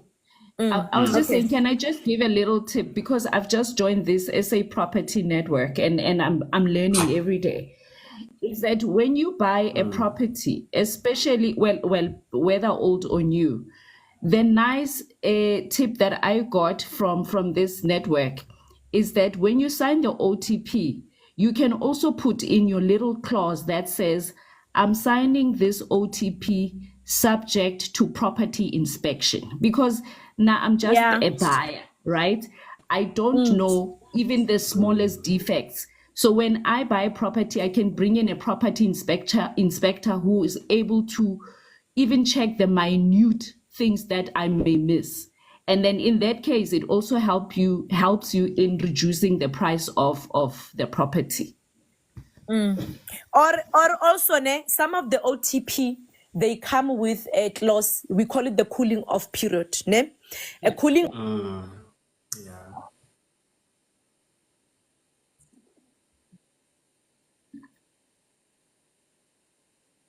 sale without any Financial penalties. implications, yeah. Yes. So if rather, when you don't know the status of the property, rather make sure that there's a cooling off, period clause in the OTP that says that maybe you will discuss with the seller or how much time do you think is fair. You can say maybe 5 days, to say that at least give me this 5 days for me to do my inspection, and then if I see anything wrong or I change my mind for any reason, or you find another similar property at a cheaper price, at least you must be given that period where you can pull out of the deal without being penalized. You understand? So make sure that also you get a clause. Normally they call it cooling off period, but different people that draft the OTP can give it a different heading, but the content will be the same. You will see that, okay, this clause gives me a period of so long for me to, if I change my mind for any reason, you can change your mind. It's true. Yes. We actually need escrow. This escrow law in America, where monies get paid and kept somewhere else up until everything is done, and then if there's any problems, then they don't release the money or they return the money. We actually need the same system here. No, the system even here is the same system. Sizakele. Yes. Oh, we have the same. Is that cooling off period you're talking about? It's not the cooling off period, but normally the transaction, the monetary transaction, normally when you're buying a house, the money will not be paid to the seller directly. It will be paid to the conveyancer. Then after the conveyancer has done normally it's reflected in the OTP whether the payment is going to be before the transfer. Then the conveyancer keeps the money, and then after the transfer, that is when the conveyancer can transfer the money to the seller. But the cooling off period takes place way after. Remember, today you can see a property. Maybe let's say I'm selling my house and you like it, and we sign an OTP. Then tomorrow you see a much bigger and better property that is even cheaper, right?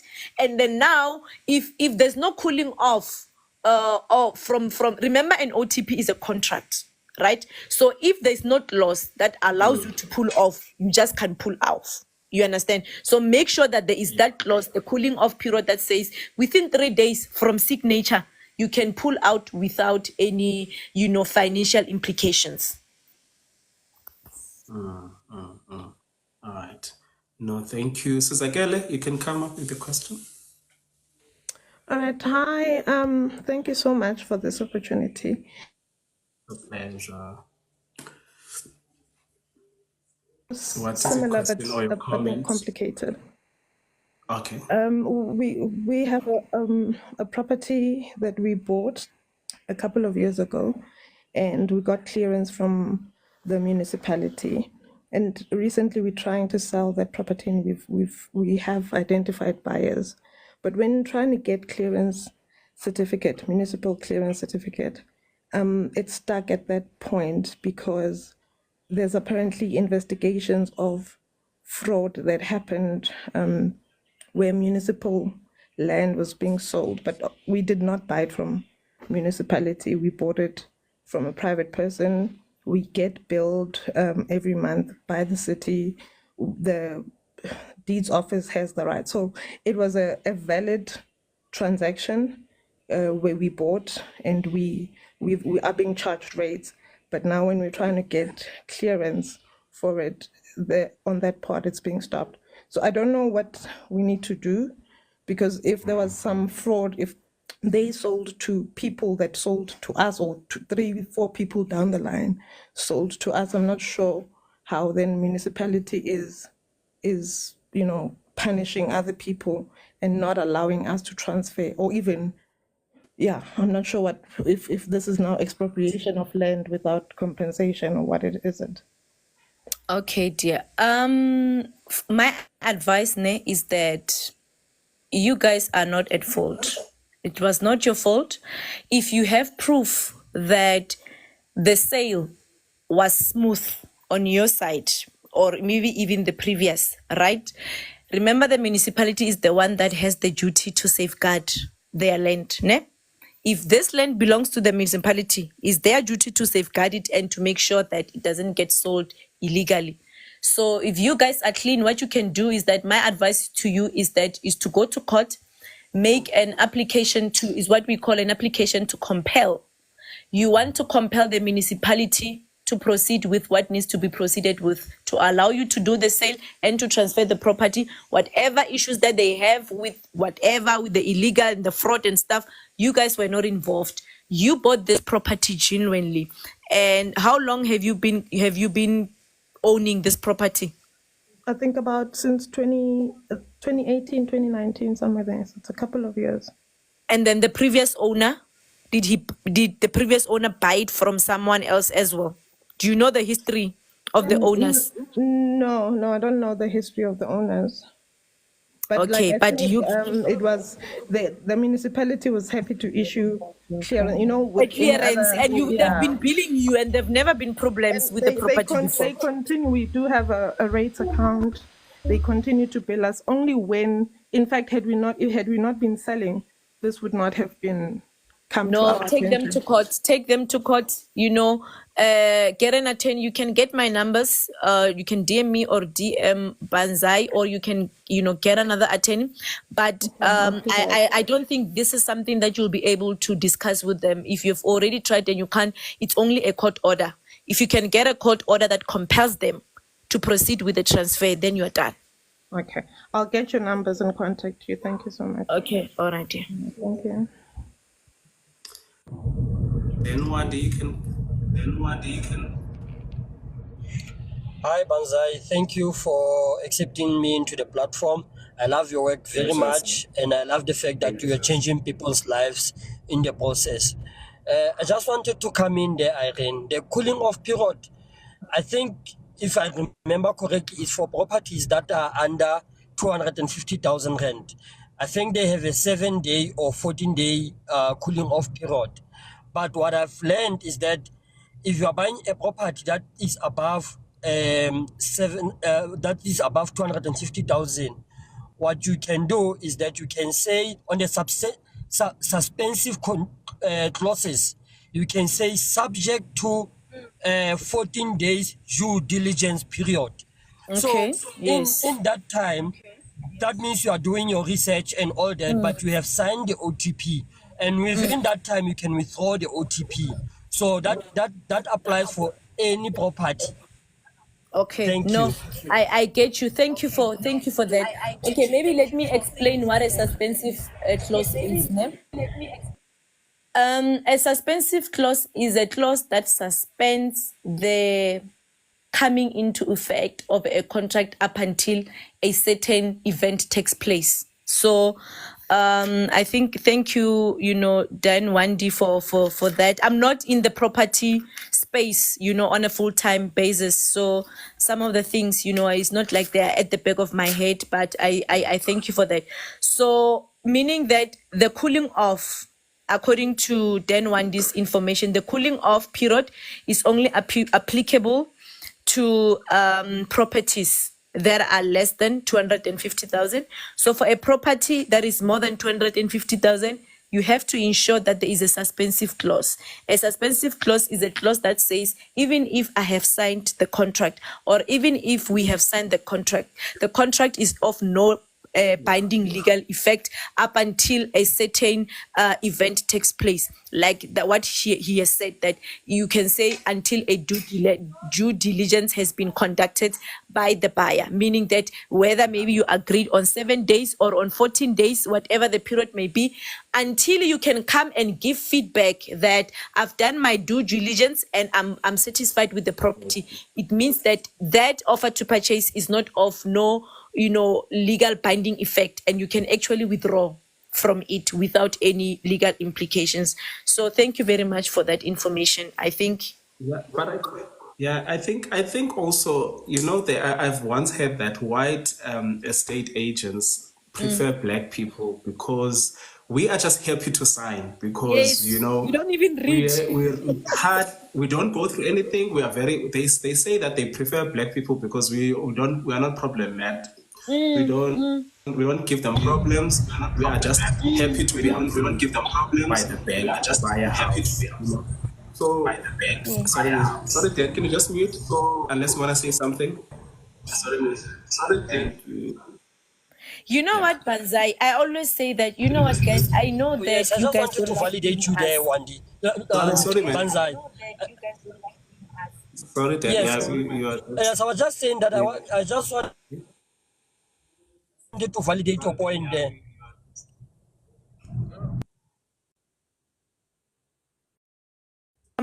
I think it's Yeah, there's an echo with Dan. Yeah. you know So what, you can Banzai? talk, Irene, and then you can come then after Irene, Yeah, and then after we'll. he sorted out his things. Yeah. I always say that I know that you guys don't like paying us. Like, I know. You guys always negotiate. And I always tell people that, sometimes I even feel offended as an attorney because people always want to negotiate. But when we go to doctors' suits, we don't negotiate. If a doctor is telling you, I'm going to charge you 80,000 for a BBL, people pay. If you go and consult with the doctor, you have flu or what the doctor is telling you that my consultation is 750,000. You will not walk into a doctor's surgery if you don't have money or a medical aid, But with us, it's always different. But I'm saying that even if you guys don't want to pay us, sometimes just paying that 1.5 or 2,000 consultation can save you from coming to spend hundreds of thousands with Necessary costs. So unnecessary costs, exactly. So sometimes even when you receive the OTP or whatever contract and you don't understand it, just get an attorney, give them a call, and then make an appointment for a consultation, sit with them down, give them that contract to proofread it for you, because they'll be able to point out where the problems are. Even if it's 1.5 or 2,000 or 2.5, that money can save you from spending hundreds of thousands of rents in legal fees in the future.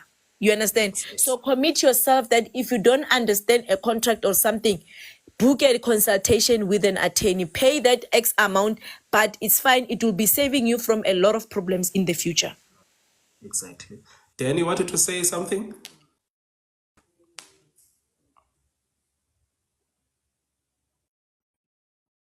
Bansi, because what I've noticed, especially in the black community, we don't take things seriously. Like when you're buying a house or when you're buying a car,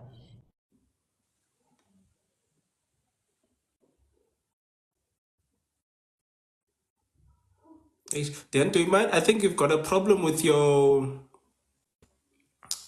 egg with your network. I don't know. Are you for on the the rest road? of their lives, just by not taking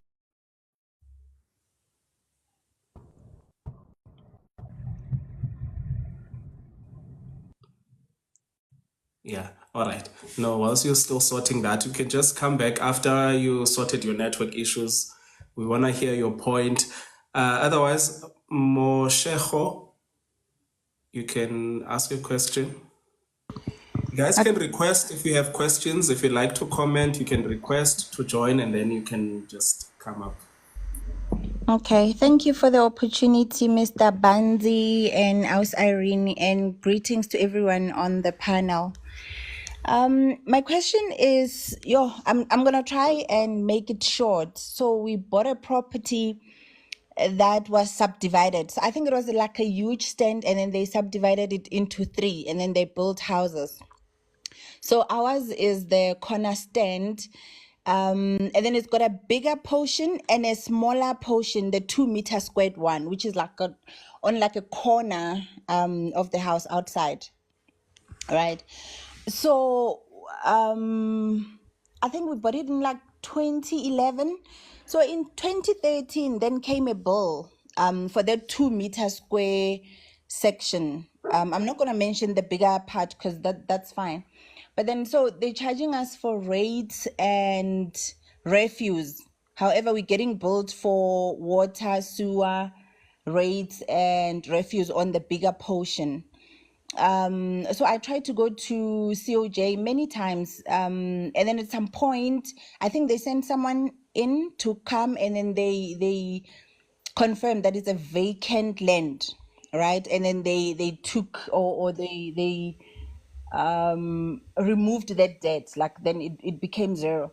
But then after some time, I think after 2 to 3 years, it resurfaced again. So now we're getting billed for that portion, and they would send debt collectors to come to us, and every time I'd forward them that email that I have where they confirm that it's a vacant land, blah blah blah, and then they cancel the debt. But then, like I'm saying, it keeps on coming back, so I don't know what to do anymore. I'm just tired of going back and forth for that small portion. Okay, so the 2 meter square is not in your yard. No, it's outside. It's outside the wall. And there's like a box there. I think it's a telecom box or something, but like So there's a smaller box. it's a servitude. It sounds like it's a servitude. Can I explain what a servitude is, Please Nem? do. Okay. Because you might find that you need to go and do some get the record from either the municipality or from the deeds office, the surveying information, you know, that one with the maps, Yes. and confirm whether this space doesn't fall within your property, right? Just ensure that it doesn't fall, because sometimes a servitude is a part where it's your property, but you are not allowed to do anything because it's for municipality, maybe for their pipes or for Eskom poles or for telecom poles, whatever, you know. Yeah, even like when you can check your plan, your house plan, you'll see that there's a place that is called servitude. It's normally, you know, indicated in red ink or something. That place is your property. It forms part of your property, but you are not allowed to do anything because it's reserved for municipality. Like maybe they want to do pipes. It's normally the space where the pipes are passing, and then if they want to put a pole, maybe for telecom or for Eskom, that they use that space, that one we call a servitude. So I need you to do, first thing, I need you to go and check the map, right? Go to the municipality and request the map and just confirm that whether this space that they keep billing you for, whether it falls within your property or not. Okay. The reason why I'm asking that is that, remember, the tax and rates are calculated based on the size of your property. So if your property is currently 200 meters square, I'm giving an example. Yes. The current rate that you pay is based on 200. So the minute it increases to 202, when we are adding that 2 meter square, it will affect the rate, right?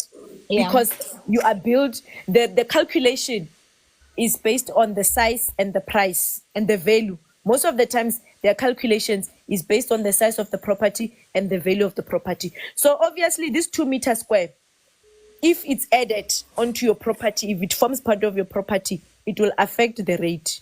and your tax and rates. You understand why it Yes. increases your bill, ne? And what you need to know now is that vacant land, it gets built at a higher rate than a non-vacant land or an occupied land, occupant space. Ne? Let me give you an example. Let's say maybe you buy a stand from the municipality for a business, or you want to develop or you want to build a house. Ne? You don't build on it, you don't stay on it. It's a vacant land. Ne? The rate of a vacant land is higher than the rate of an occupied land. Ne? And that is why they keep on specifying that is a vacant land. And then probably it's even rated at a higher rate because it's identified as a vacant land. So what you need to do is that you need to confirm. That's why I say check the map. Check the map and check if maybe there was a problem with the demarcation. You might find that 2 meter square actually forms part of your property on the map. Okay. But the demarcation was done wrong. So you find that if you find that on the map, it forms part of your property, then it is your property. Then if you find that it forms part of your property, you need to go to the municipal offices and declare it occupied, ne? So that they can remove it from the system as being vacant. Because when it's vacant, the billing is higher. Okay. So when you can, if you check there and you find that it forms part of your property from the map, I agree you will check the map. And then if you find that it forms part of your property, maybe it's just that there was a problem with the demarcation, then you go to the municipality and declare it occupied. Therefore, it's no longer going to be vacant. It will be occupied. It will increase your bill slightly, but not that much. The reason why you are seeing a difference is because now this part is being built at the rate of vacant, and vacant is more expensive. Okay. Ke kopa ho botsa, Irene, it doesn't make sense that it's outside, it's a small corner outside the fence even, or the wall, you know. So That's why I'm saying you might find out Hori. The demarcate. Remember, when you demarcate according to the demarcation that you were shown. That's why the map will be the one telling you whether or not it forms part. Because when you relied on the demarcation, but you might find that on the map it actually forms part of your property. That's why I'm saying check the map, because the map will be the one that is telling. If the map is saying that this is not part of your property, then from there you must tell them that you must never receive. But I'm thinking that you might find that on the map it forms part of your property. That's why I'm saying just confirm, because the demarcation can be wrong. Don't rely too much on where your fence is at or where your wall. Check the map, because the map is normally the one that is accurate. okay. Yeah. All right. Thank you. All right, dear. I hope you will get assistance. But if you check the map and you don't get assistance, you can just DM Banzai to connect you with me, then we can see. But just go and check the map. Tell them you want to check the map, and so that you can be able to determine whether this 2 meter square forms part of your property. And then if you find that it forms part of your property, go and declare it occupied, so that it's no longer a vacant, because if it's vacant, the billing is higher. Okay. So let's say it forms part of my property and I want to declare it occupied. What do I do with that small box that's there, which I believe belongs It's a to Telkom? servitude. It's a servitude. That's why I was giving you an example with a servitude. Every property has a servitude. Even normally it's at the back of the house. Even my house, I have a servitude at the back. Ne? It's part of my property, but I'm not allowed to even build on it, because the servitude has been given. A servitude is like a right. Ne? The property is mine, but you are giving the municipality the right to use that space for their pipes, maybe, or Telkom. Yeah, even the box. You'll find that maybe it's a box, Telkom, or maybe it's for fiber or what. You find that maybe on the map. That's why I'm saying check the map, because even the map can say this is part of your property, but it's a servitude. It's yours, but you can't build on it because it's reserved for municipality, maybe their pipes or what. Even myself, I have a septic tank in my house, in my property. So it's my property, but I'm not allowed to do anything there. where the septic tank is because it's reserved for municipality. All right. Thank you so Yes. much.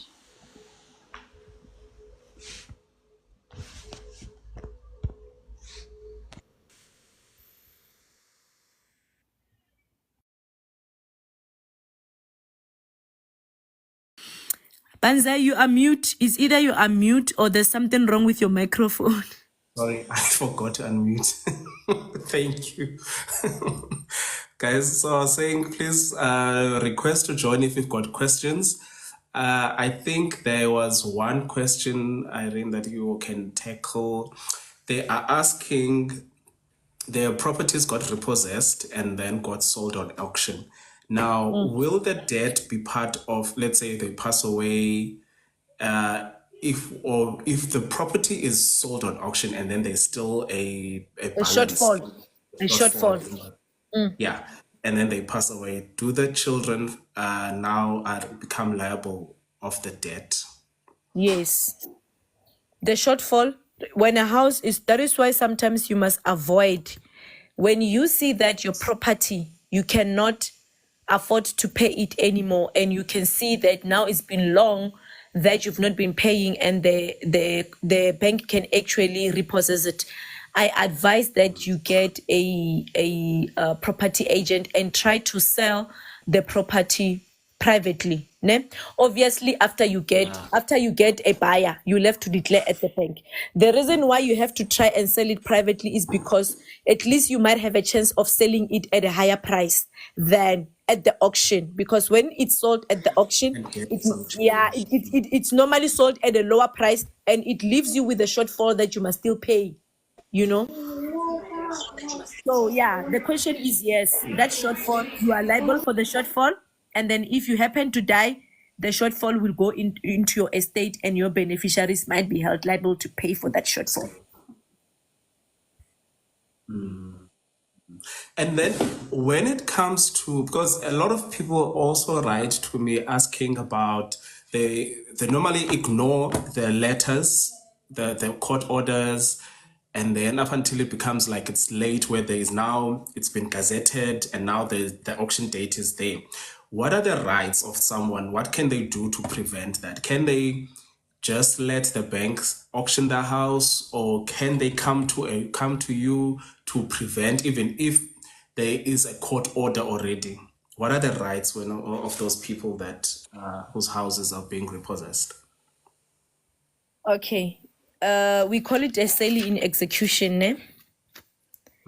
A sale in execution. So you can interdict a sale in execution, ne? But if you have valid reasons, and then with a court order, ne?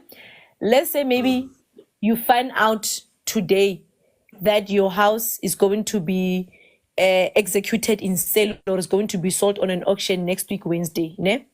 Let's say for any reason, because there are those who come and say, I never knew, I never received the summons, because remember, before the sale can be executed, the first thing is that you will receive summons, ne, that you are owing the bank and you must pay. Because remember, the minute you are in default, it cancels the contract, meaning that whatever that is owing becomes immediately payable, right? It becomes immediately due for payment. So number one, the bank must issue summons to say you are owing us 200,000. I'm giving an example, right? And then you are in default of your payment. This is the contract, and then you are in default, right? And then after the summons, they will get a court order, which we call the judgment debt. Right? It becomes a judgment debt, meaning that they get a court order that says you are owing us X amount, right?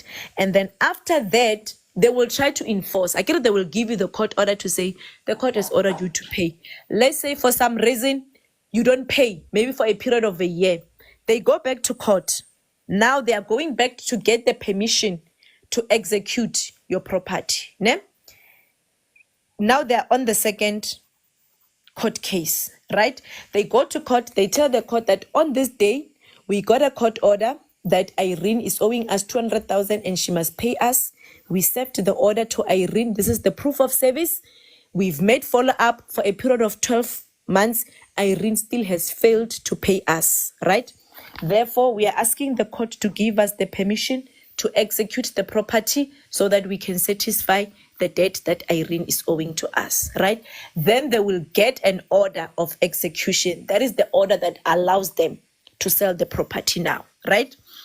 When you want to interdict the sale, you have to go to court. Ne? Normally it's on an urgent basis because people will say, I found out this week that my property is going on auction next week. So you'll normally have to obtain what we call an urgent interdict, which is normally an interim order. So obviously when you get to court and you want the court to give you an interdict order, the first thing is first, you must prove to them that when you never knew that the bank had obtained all these orders. You have to prove that you didn't receive the summons.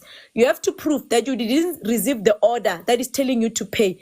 And you still have to prove that you didn't, you are not in default of the judgment debt. You understand? Like if you can show that, look, guys, I know that I'm owing the bank, but I never received the summons. If I had received the summons, I would have done the necessary. Maybe I would have defended or whatever the case may be. So it's not something that you can just do in vain to say, I'm interdicting a sale in execution. You have to have valid reasons. And most of the times the valid reasons are that you must have not known about all these processes that I've explained. You understand? And you have to show the court, you have to prove to the court to say, I don't know 1, 2, 3. Then if you succeed, the court will give you an interdict. Then you can go and serve it at the bank and at the sheriff to interdict the sale in execution. So can you sell whilst there's a court order? Can you quickly make a sale, talk to an agent and sell the property whilst there is a court order pending? You can. I've heard a client, like they were going through a divorce. The property had long been they've been in default, and there was also a sale in execution order. But on the day of the auction, nobody bought the property. The property was not sold. You can remember. It's not like you are finding a buyer. You are not doing the sale because the sale will still have to be done with the bank. You understand? What you can do is that you can advertise the property, you can get the buyer, and you can agree on the amount. But at that point, now you can go to the bank and say, look, I've found the buyer and the buyer wants to buy the property at this amount. So remember a sale in execution order, it normally comes with the amount. Normally, there's something that we call the reserve price. The reserve price is the price that the court will say, even if this property sells at an auction, it must never be sold at an amount less than this amount. Now, let's say maybe they normally take into consideration the value and how long you've been paying. Let's say maybe the property is worth 3 million, and the court can say the reserve price is 1 million, meaning that even if the property is sold at an auction, the starting price for buying it or for selling it is 1 million above, because they know that the banks have this tendency of taking a property that is worth 6 million and selling it at 2 million. So the court will normally do that to protect you as the one who's owing the bank, to say, look, even if the bank sells the property, let's make sure that they sell it at a decent price, and they will normally put a reserve price. So when the sale in execution court order comes out, it normally comes out with the reserve price. So let's say maybe, for instance, when you find a buyer that is willing to buy the property at a much higher amount than the reserve price, then you go to the bank, you said, look, I put the property on the market, I found a buyer, he's willing to buy the property at X amount. The bank will probably approve because it will be at their advantage. And then the proceeds of the sale, the money that is going to come from the sale, again, it goes to the conveyancer.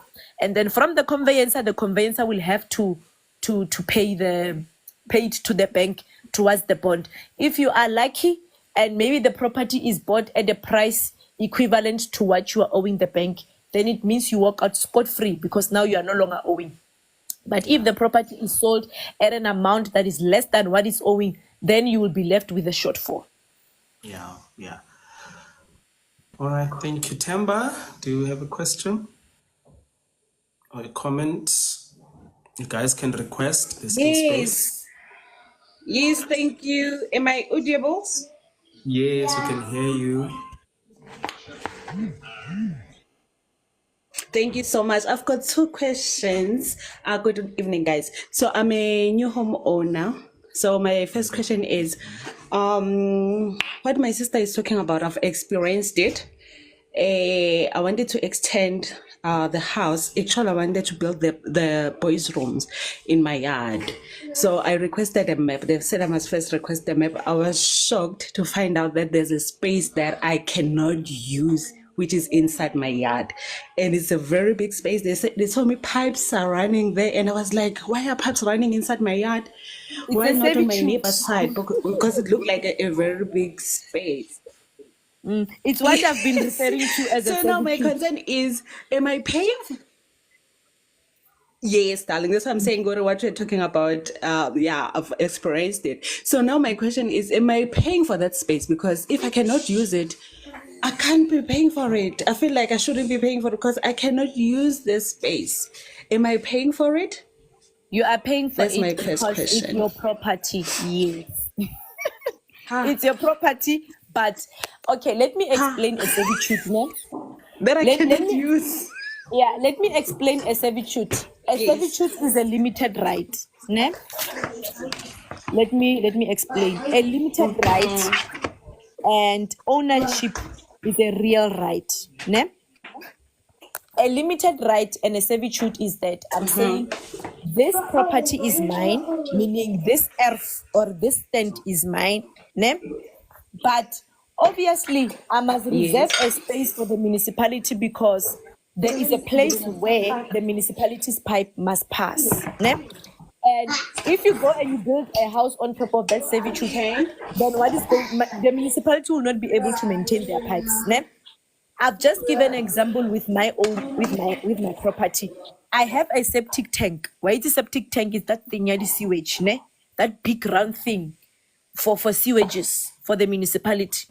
I have a septic tank at the back of my yard. That space still forms part of my property and I'm paying for it. But the municipality have a limited right over that space.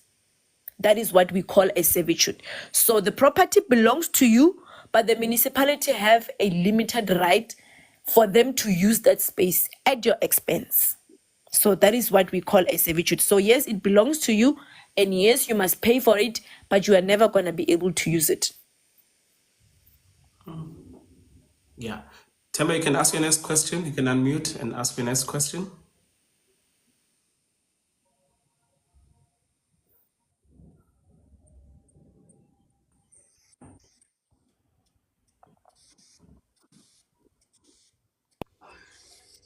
Okay, am I on now? All right. My second Yes. question is, okay, let me go. My second question is, when I bought the house,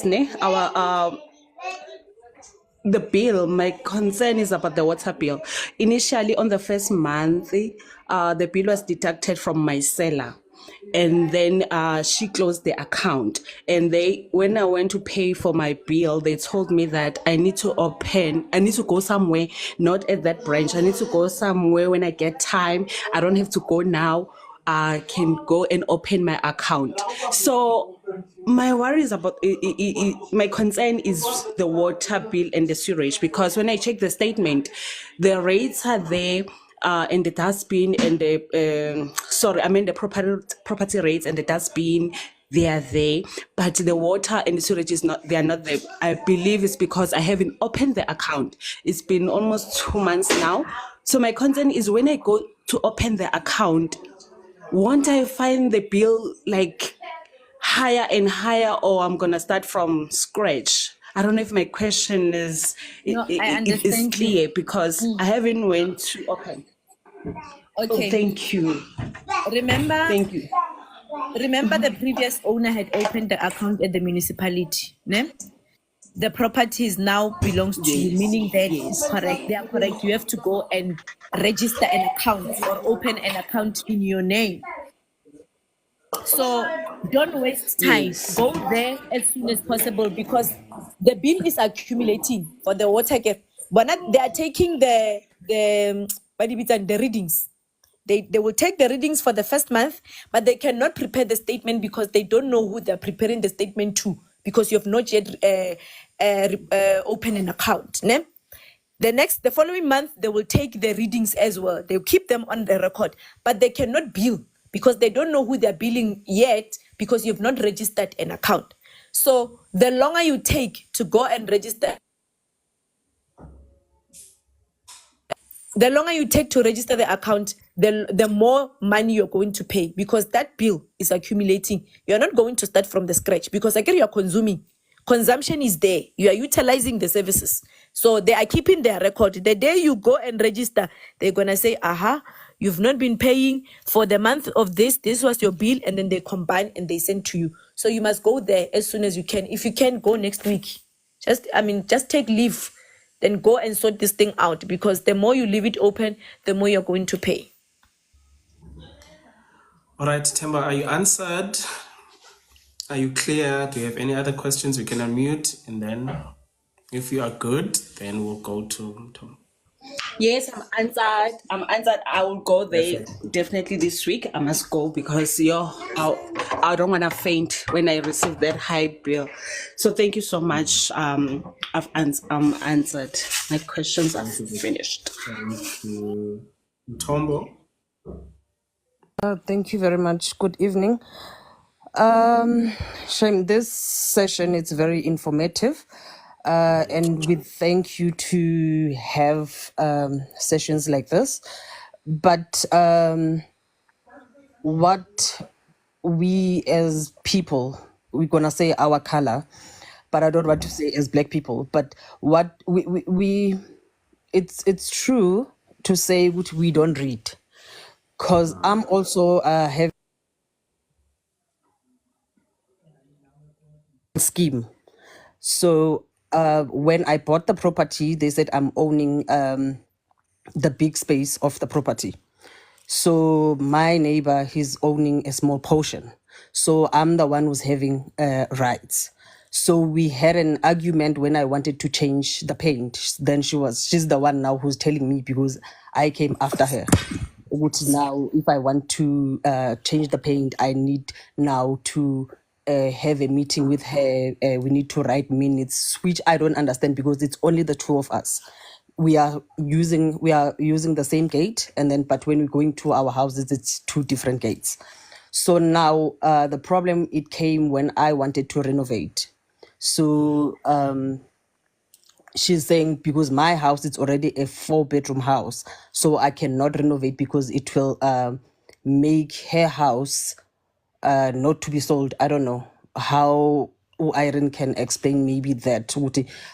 If I renovate my house, how is it making my neighbor's house to be the price to be lower? Because So these are freestanding properties. Yes, it's freestanding properties. And it's not in an estate, like it's like a township or okay. No, it's in all right. Waterkloof. Yeah, it's in Waterkloof. All right. And the demarcation there, do you have a wall or is it maybe those things where you find that the demarcation is actually the wall of the house?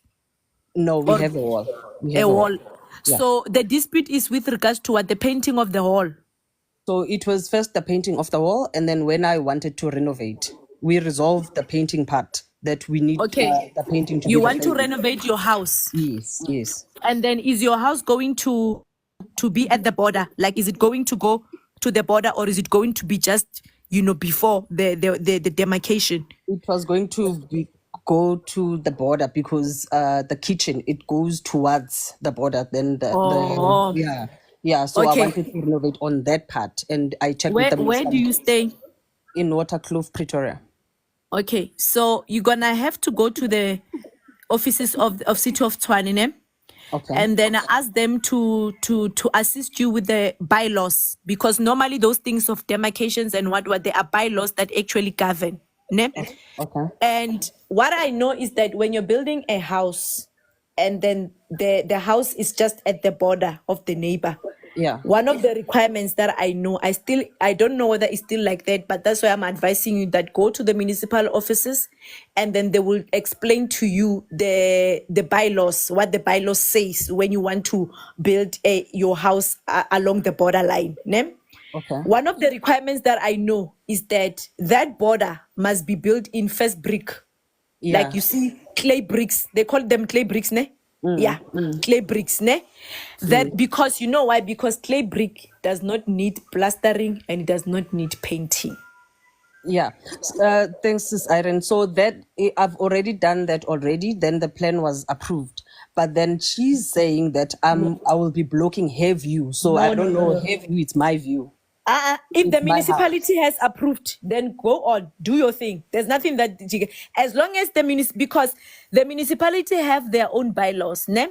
So if the municipality has approved, it means that you have complied with the bylaws, ne? So it means the problem is with her. So the only thing that you can do is to advise her that, look, if you have a dispute, go and report me to the municipality. But I don't know what is she going to say, because the municipality has approved, meaning that you have complied with the requirements. So just leave her. I don't know, like just avoid her. I don't know, because she's not correct. Because when you're building along the borderline, you don't plaster, you don't paint. That is why they say use clay bricks, and they must be clean. The wall must be clean, and that's it. Yes. So I can continue to build because As long as the municipality has approved, you can continue. Yeah, they said I can build, but I need her to sign. So jealous. now she's holding her signature. Okay, then go back to the municipality and report to them that she's refusing. If she continues to refuse, then you can obtain an interdict order. You'll have to take it to you can take it to the municipal court. I don't know whether we still have municipal courts, because I know that it will be cheaper and faster. Okay. You can no, either I'll check that, utilize the municipal courts, but then if you can't, just go back and report to the municipality and tell them that she doesn't want to sign. Or the alternative is that just take her to court. The court will give you a court order that compels her to sign. Okay, thank you very much. Thank you. Thank you. All right. You know, I was stressing because I have everything, but now I'm stuck with this neighbor of mine. Yeah, thank you. Yeah, just go back to the municipality and report and see if there's any way they can assist. If they don't have any way, then get an attorney, issue an application to compel, and then the court will compel her to sign. If you have complied with everything of the municipality, the court will make an order to say this person has been approved, meaning that they've complied with the bylaws, sign. Then you'll get a court order that forces her to sign. Okay. Can she be liable to pay for the fees? Most of the times, if she opposes the application, but most of the times, if she doesn't oppose, she might, like, it will depend on the argument. It's the court's discretion to order costs, but you can normally always ask for costs in your application, then let the court decide whether they grant you costs. But in this situation, I think you can get the cost. Even if she doesn't oppose, you might get the cost, because why do you want me to go to an extent of getting a court order for you just to sign? You know? And she want to see in my house. She's been complaining people when they're bathing in showers, she can see on her side, but she want to see in my side. I think they don't want the black people to be here in Waterkloof. Oh, there are people of... Okay, Yeah, no, yeah. I get it. No, those ones, they're just being difficult. Take them to court. Okay. Straight. Or Moja Love. Kitty's like Actually, I was thinking of that Makelwane show. I was like, I don't know. You can also try that one, but now I get the point. Those ones, they're very stubborn, and I'm sure they're doing deliberately and spitefully, The fact that she says you already have a 4-bedroom house, why do you want to add another one? She's jealous. Exactly, so they're just being spiteful. But the easiest way, or the way that I know that at least is going to be helpful, because a court order is a court order. It's enforceable. You cannot ignore a court order. But what she was saying, her statement she was saying it will make her house rate to go down. Is that true? No, it's No. not. Oh, No. Remember, you are building on the demarcation again. If my stand ends here and yours starts here, and that is where I'm building, it's like you are replacing the fence. Again, you are building where the fence was. So I'm not, yes. because the way that she's talking as if now you are overlapping to her space. If you are overlapping to her property, then that will make the value lesser. Ne? But if you are still maintaining the original demarcation and the size of her property is not affected, then there's Yeah. no way. Yeah. Okay. All right. Thank you very much. Thank you. Okay. All right, thank you. Let's wait for this one. Hi, Lydia. Oh, hi. I was, thank you. Good evening. I'm sorry. It's the first time I joined this live. Welcome. Thank you. And I'm hoping that I won't be breaking any rules because I don't know the rules. No, just be respectful. But it's not that kind of a live guest, so I'm Okay. sure. All right. Thank you for accepting me. I have a question. I'm from Cape Town, and Okay. we have, most election, we have the street committees and all that. We have a situation here. So the situation is the neighbors, there are children left, the parents passed on. So the what is happening, the dispute is between the children of the first marriage and the children of the second marriage with regards to the house. So the children of the first marriage left, the parents divorced and then they left, and then the second marriage happened. So when the father died, and then the mother, the second wife, took the last born to and then she put his name on the as the beneficiary or whoever, but that they leave the house with. So now the children of the first marriage came back. One of the children came back after the funeral and then requested to stay, and then we allowed that as the street committee. But now the last born, the beneficiary now went to the municipality and find out that the house was still belonged to the municipality and not to the parents. So he was given an option to buy the house. So now he's in the process of buying the house, or he bought the house, but now he wants the sibling from the first marriage to leave the house because he claims it's his house. My question is, how do we deal with this? Can this be done? Can he buy the house without talking to the other siblings? I mean, is this even allowed? I'm not sure if my question is clear, Irene. I'm going to answer you. Okay.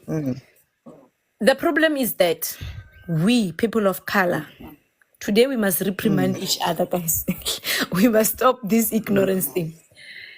We have this tendency of not reporting the estate or master. Ne? We have this tendency because if a person dies and then the estate is not reported and the other one dies after that, then it becomes two estates in one and it becomes difficult to administer. So the scenario that you've just explained, ne? Okay, the deceased was married the first time, ne? Divorced. Yes. And then had kids, right? Yes. And the deceased married again.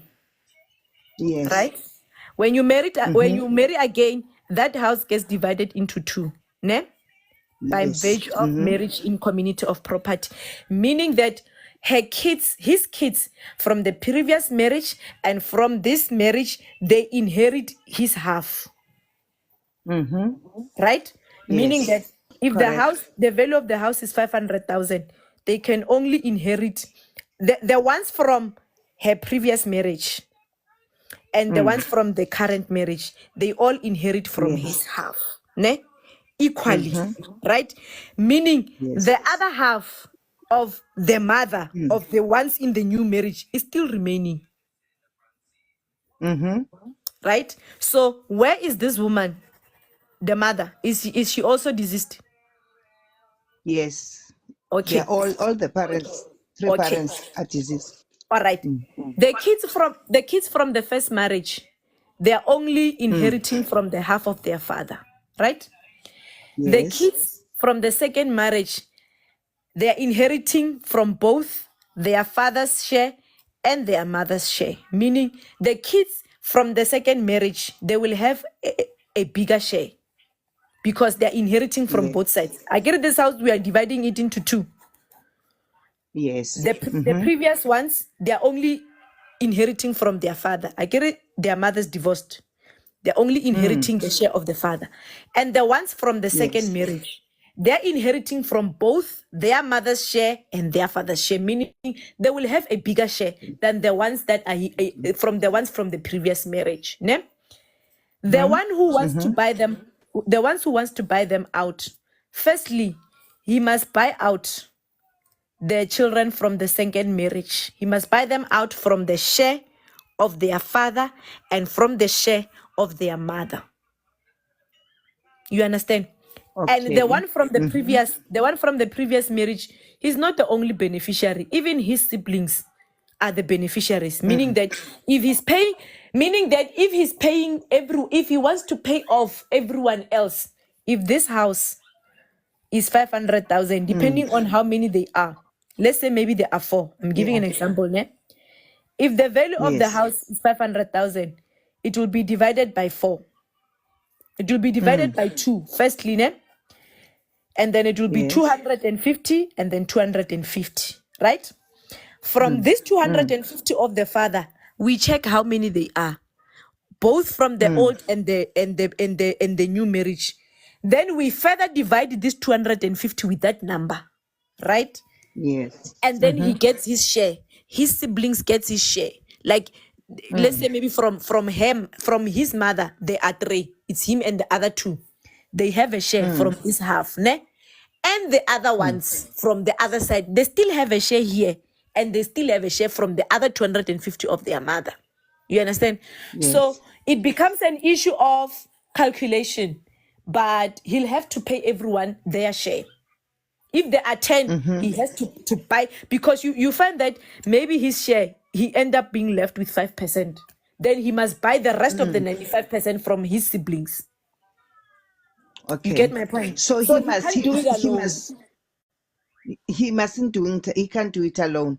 No, But he they ha- allowed him. The city of Cape Town allowed him. He said that the city of Cape Town offered to him that if he wants, he can buy it. Yeah, but he's buying it from who? He's buying it from his siblings, not from the city. I get it, that property I think belongs from to them. oh, Yeah, like he's buying the it from property. his sibling. Okay, You not get my from the point, city. Mama? No, remember that Yeah. property used to belong to the parents. Okay? And then because the Yes. parents are Yes. late, it belongs to the kids, both from the old marriage up to the new marriage. But the ones from the new marriage, depending on who passed away first, they have a bigger share because they're inheriting their mother's share and also their father's share. And he's inheriting his father's share only.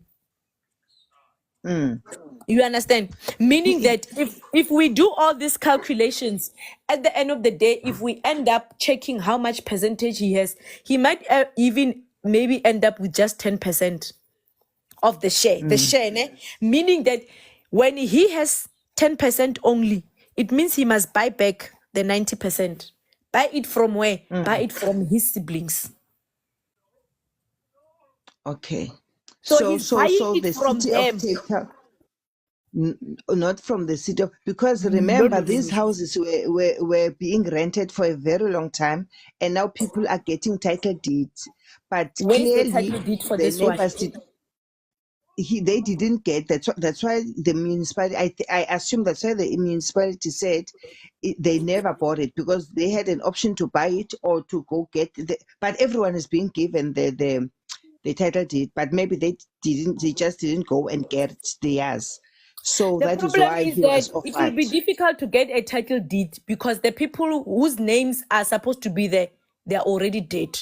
It becomes a challenge because you don't know who you're going to give the title deed to, because you need a letter of executorship or a letter of authority. You understand?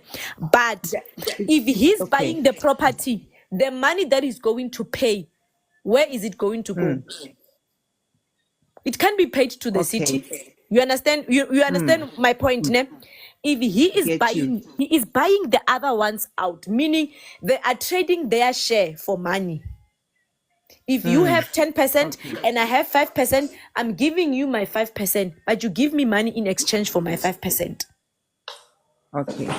So Alright. for this thing to be resolved, the first thing is that the estates for both the father and his wife, these two estates must go and be reported at the master, so that proper administration can take place. Then we can at least maybe be able to ascertain this one has how many percent, this one has how many percent, this one has how many percent, and we can also know the value of the house, so that if he's buying everyone out, we know that this one have 10%. 10% of 500,000 is X amount. You're giving this one this amount, this one this amount, this one this amount, this one this amount. Then you take the whole property. So he can't exclude I them. think they have the letter of executorship.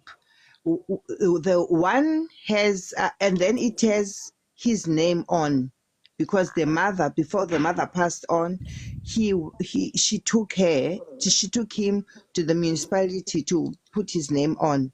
This So guy he is from the second marriage. he's from the second marriage. So you see, the problem is that he even has the powers because the letter is in his name. But if the other ones don't agree with him, they can go and report him to the master and ask the master to remove him from the office of executor, because now he thinks that he owns, just because the letter of executorship is in his name, it doesn't mean that he owns the property. The letter is just given to him for him to deal with the winding up. It doesn't mean that because now the letter of executorship is in your name, then you must start feeling like you have the upper hand like the other beneficiaries. He is just the master's representative, right? If the others are not happy with the way that he's administering, they must go and report him to the master and then ask the master to remove him and then appoint another one as an executor. Okay. So they must basically go and report him to the master. The master will direct them. You know, it's reminding me of this other case that I wanted to refer to you. This she sent it. Yeah, I think I just received a message last week. So she says that the grandfather married this woman. Then the woman left him, and then I'm not sure if you remember. Oh no. After she left to be with and to stay with the boyfriend, the grandfather passed away. Then when he passed away, the wife then came back and started claiming the house. While she was in the process of selling the house, she passed away. Now the boyfriend, because now she has a will that says that she is giving the house to the boyfriend. So she wanted to know does this boyfriend have a claim to the grandfather's house? Okay, let me just understand. The person who passed away, the house belonged to their grandfather. Yes, the grandfather is the one who passed away. It was his house. So Yeah. his second wife left him to be with another man. And then when he Were passed they away, divorced? Okay, let's go back. I don't This think they're leaving, divorced this yet. one leaving this one, was it a divorce or was it a separation? No, I think it was a separation. It was a separation.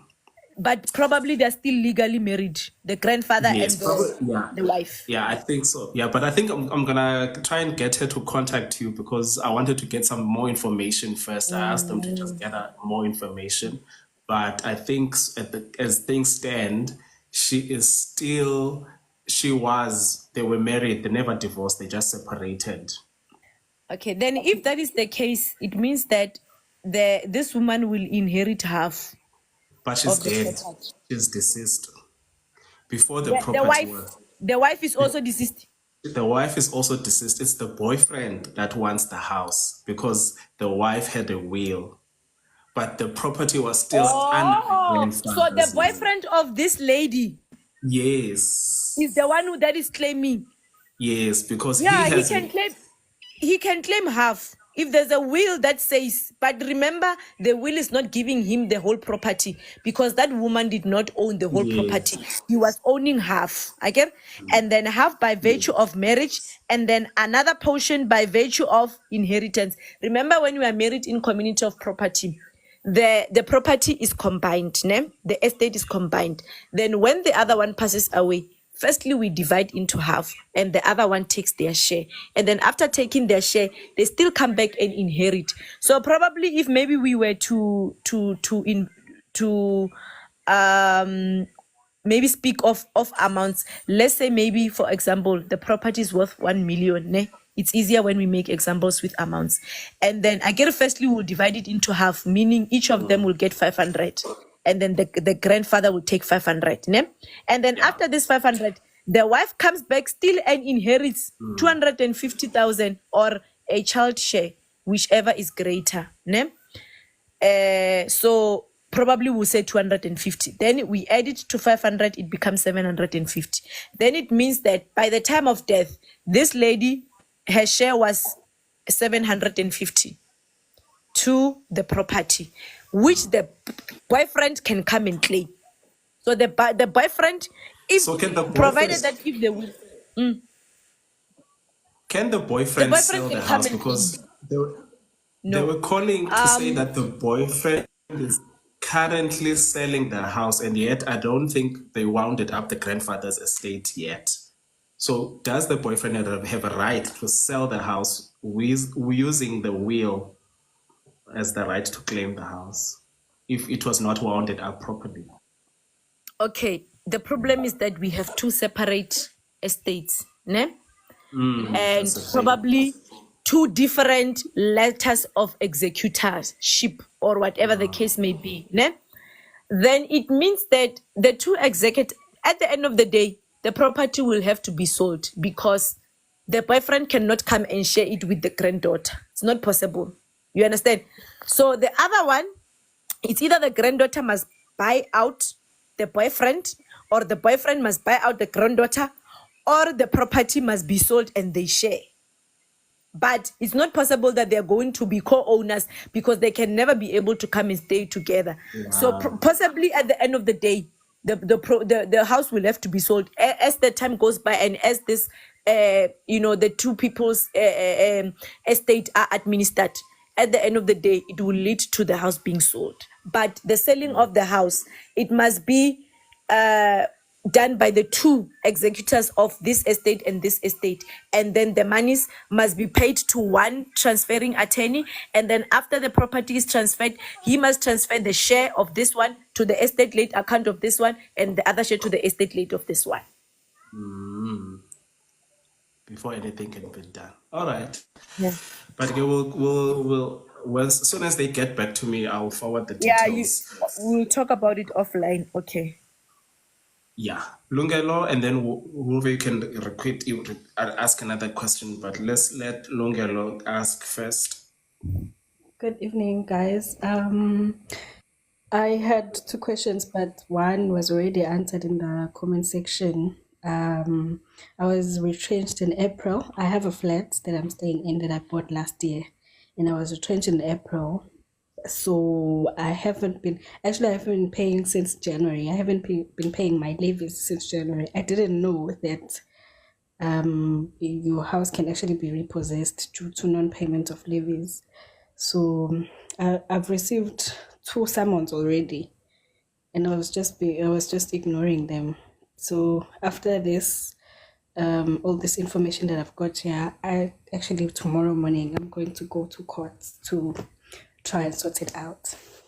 All right, and then another question is, my father passed away in 2003, he had a house. So his house, he bought it when a very long time ago. I don't even know when he bought it, but when he bought the land where he built the house, he didn't have an ID at the time.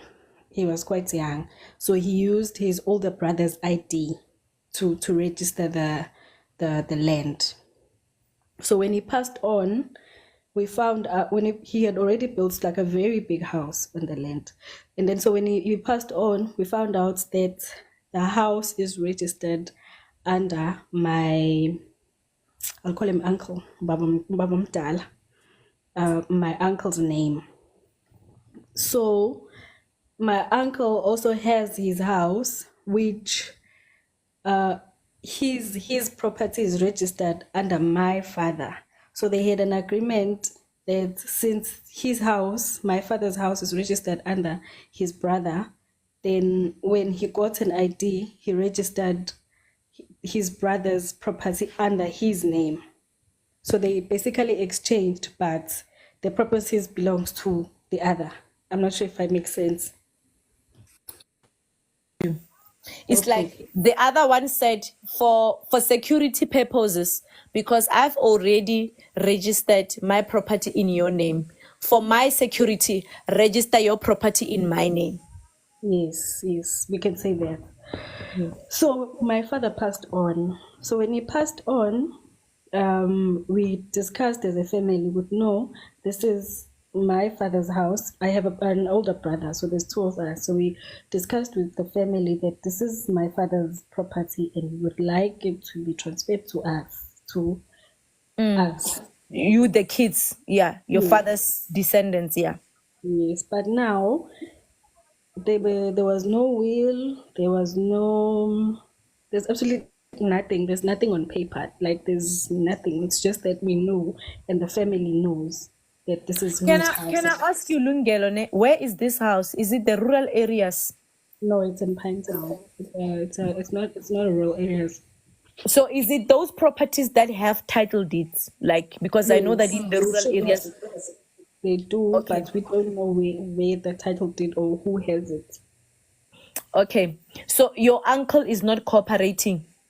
No, he is. However, because when we discussed with him, Muguti, we want to change the ownerships. What he doesn't mind, and we went to the municipality with him. When we got there, we found out that the house is owing like a huge amount on rates and whatnot. Who was staying there? Your father?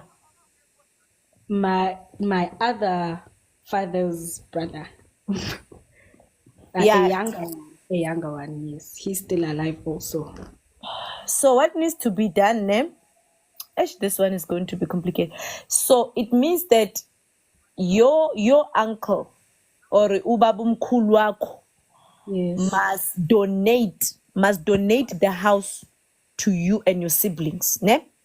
Because because transfer of property can only take effect during, say, as a result of sale or as a result of Sorry, I donation. got cut off there. You said as a result of?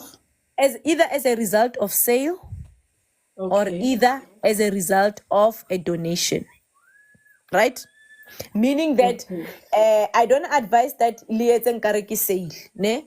Because it will be complicated. He can just say, I'm donating this property to my brother's kids, ne? But then let me ask you about the other property, your uncle, your ubabumncane wakho's ubabumkhulu's house, which is in your father's name since your father is late. What is happening to it now? Who is the executor of estate yakababakho? Executor is the owner, right? No. Remember remember your father passed away, ne? And Yes.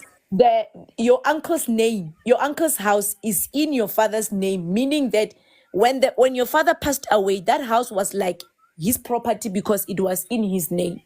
Yes. So I want to know, since Ubabako passed away, did you guys go and report to the master? No. No, we did not. All right. How many are you, your father's kids? There's two of us. My older brother, he said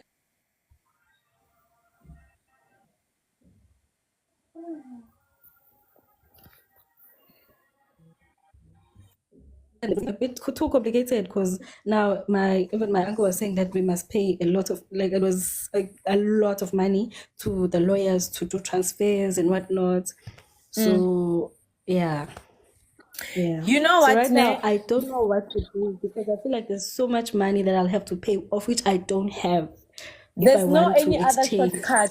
There's no any other way of making sure that these properties are in the rightful person's names without involving or without incurring any transfer. But you can maybe the legal practice council, ne, they normally have a pro bono services. Ne?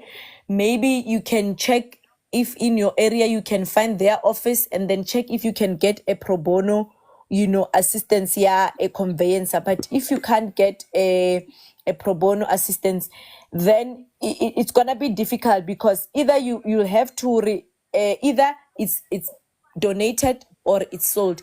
But I just saw someone posting here on the comments that apparently a donation of over 100,000 or donating a property that is over 100,000, it attracts some taxes. I think is it the GT?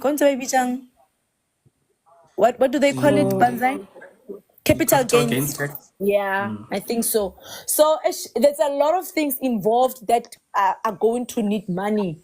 So if you guys don't have the money, you'll just have to leave it like this. At least there's a security ya gore papa how property ya maloma how it's in the father's name. But the problem now is that your father has passed away, and then when he has passed Now, away, my worry is that my uncle is in the taxi business and he's quite old now.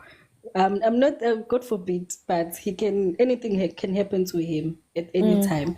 And he has a wife, he has children as well, and his children I know very well that should anything happen to him and his children take over, I know that if they it's take going to over be. your house, if they take over your father's house, you guys take over their father's house because it's in your father's name. You evict them from the site.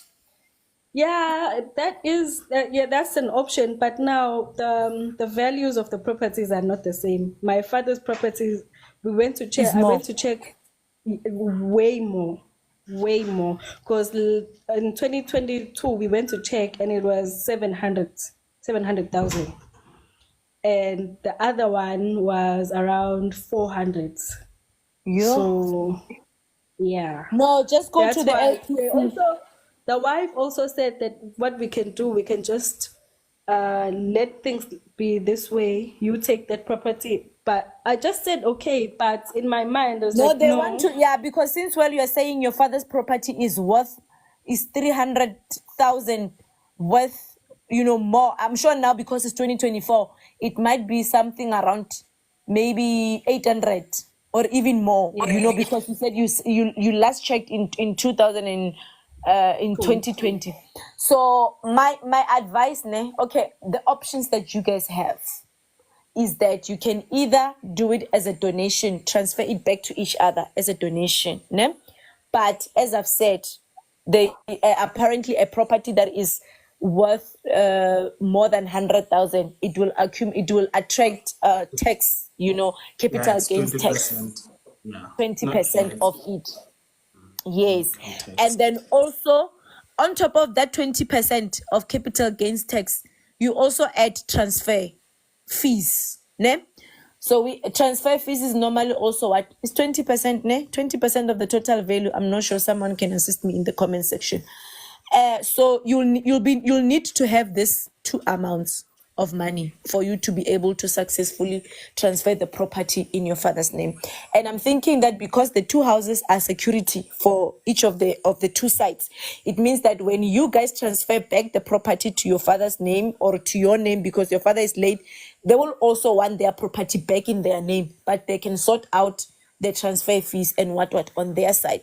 So I don't know how you and your brother can be able to raise this money, the 20% for the capital gains that you'll have to pay on behalf of the property, and also the transfer fees.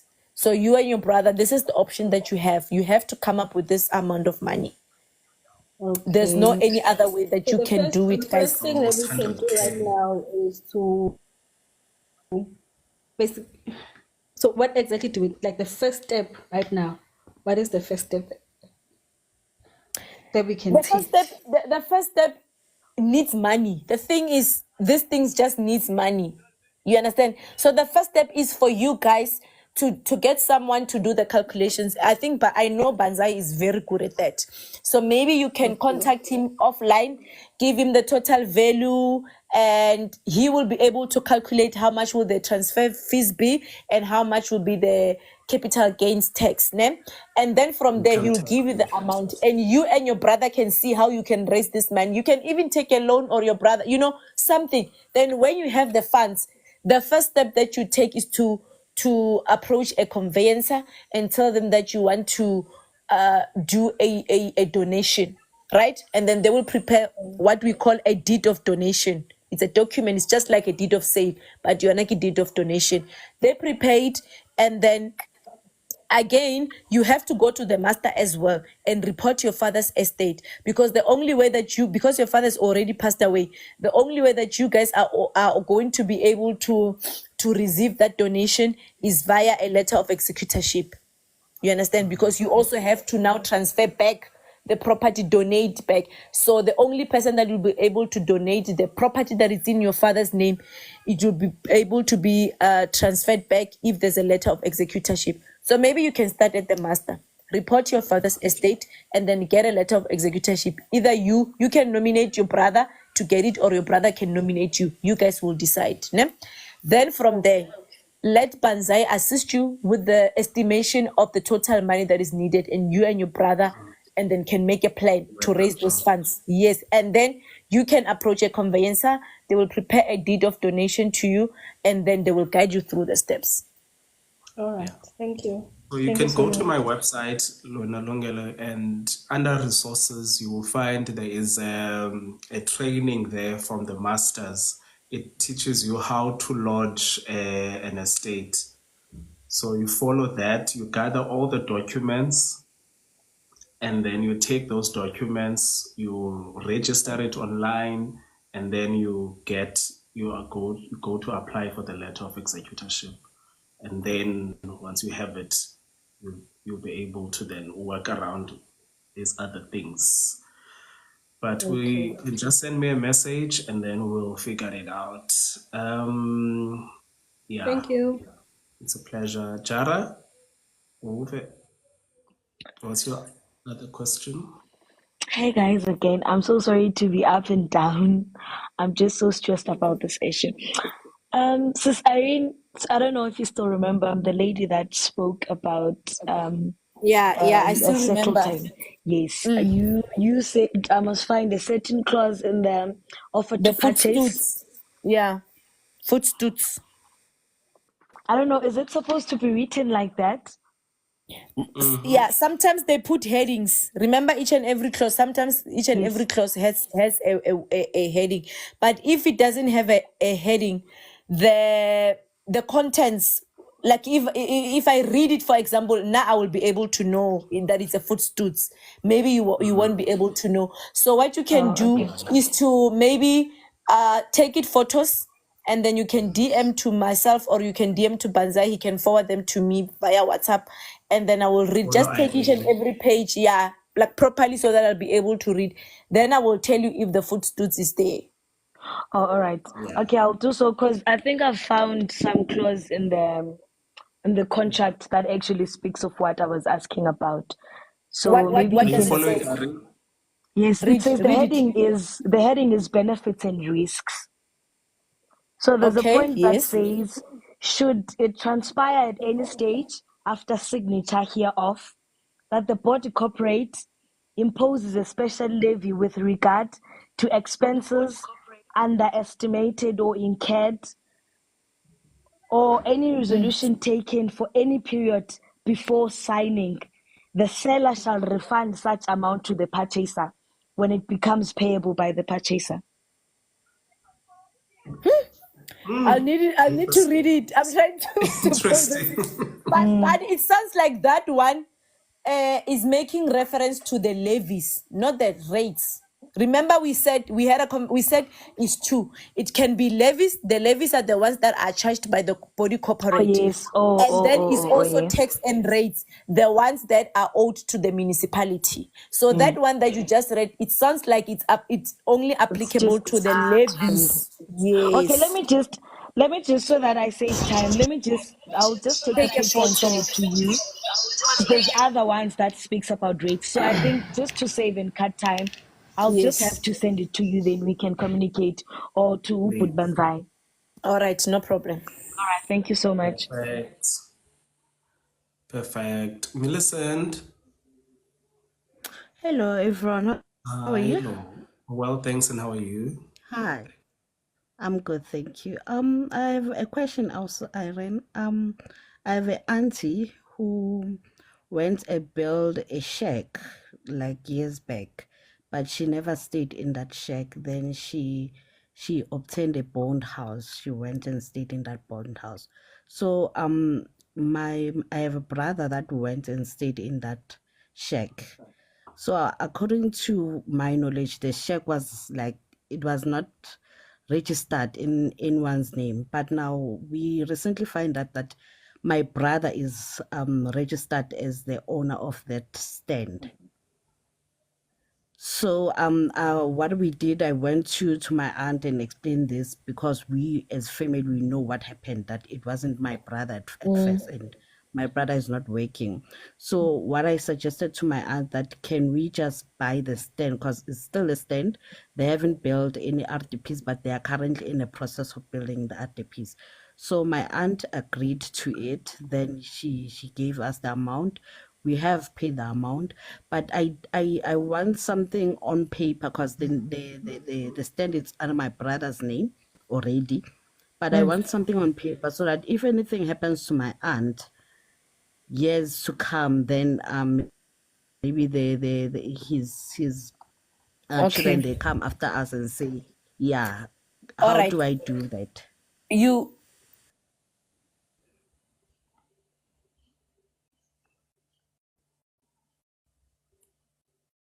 Hello? I think there's Sis Irene. Yeah, I think there's a problem with your Yes. mic.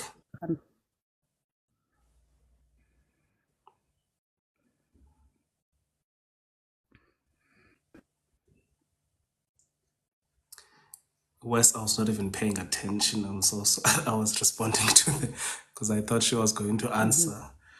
Okay, can you just repeat the question, because I was not listening. I was reading comments. I'll Okay, try and I have answer. an aunt. Okay, I have an aunt that went Yes. and they call it amavacha. She went and built a shack, but she never stayed in that shack. She likely got a bond and then she Okay. moved to the pond. Then my brother went and stayed in that shack in a way to ukuyigada, if I may say. So we recently found out that now the stand of that shack is registered in my brother's name, and my brother doesn't know how, but we are So assuming he's assuming that bought since the people of the government. Sorry? so who bought the house? Who bought the stand initially? It's my aunt, Your but aunt. Okay. she didn't bought it as such. She went and built a shack. You know, when they are building shacks, then people, they just go and claim stands and just Okay. build. So that's what happened. Yeah. But So when I currently asked there was now, no she said title deed. she had, yeah, there was no title deed or anything of that sort. So we recently found out that my brother now shows as the owner of that stand in the in the Where does it Department show? of Housing. In the Department of Oh, Housing, because we were looking for, he went and registered. Then they said, no, you actually do have a house.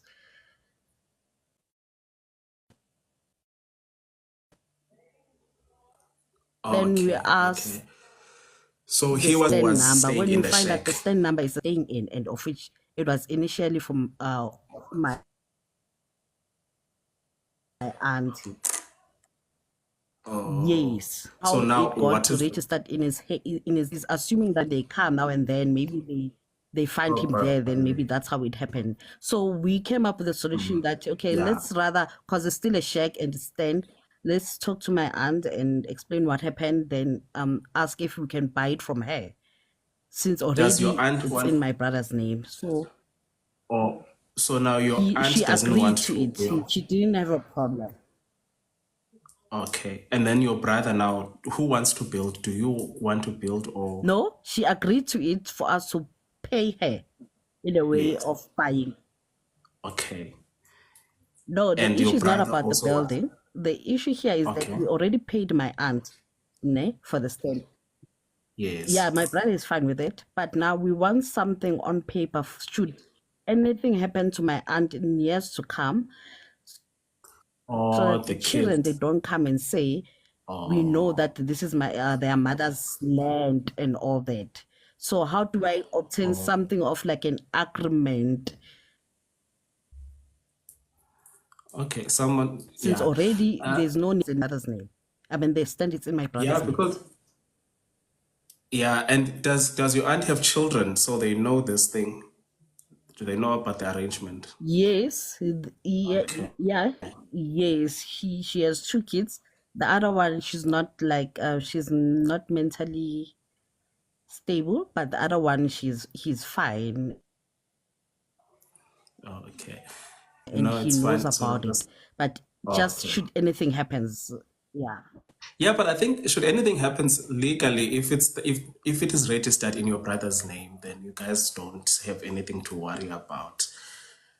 It was if the problem was if it was still registered under her name, then you would need to have that contract or Mm-hmm. sale agreement or an affidavit written with your aunt and the person who was buying the land. Otherwise, if the land now is registered under your brother, then it's your brother's estate.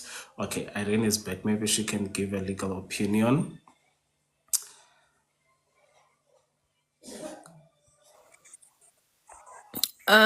Hi guys, my battery Okay, died. I didn't even, No, I I was not understand. even all checking. right.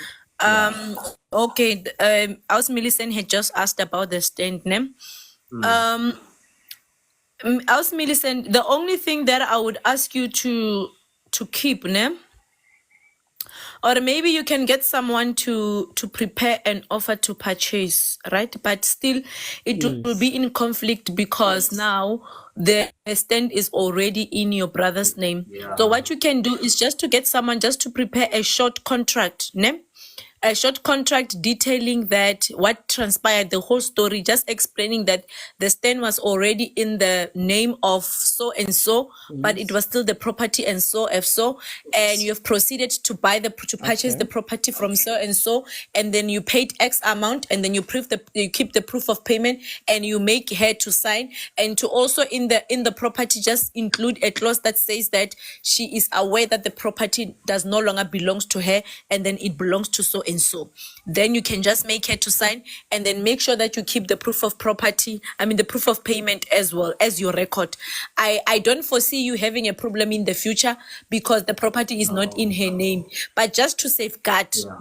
someone who comes and says, who can come and claim that the property was in your brother's name fraudulently, then you can be able to produce proof of payments and stuff. But you just need a very short contract, not a big one, not Yeah. something complicated. Yeah. Not complicated. Yeah. Just an agreement written between the two parties that okay, I'm selling this house.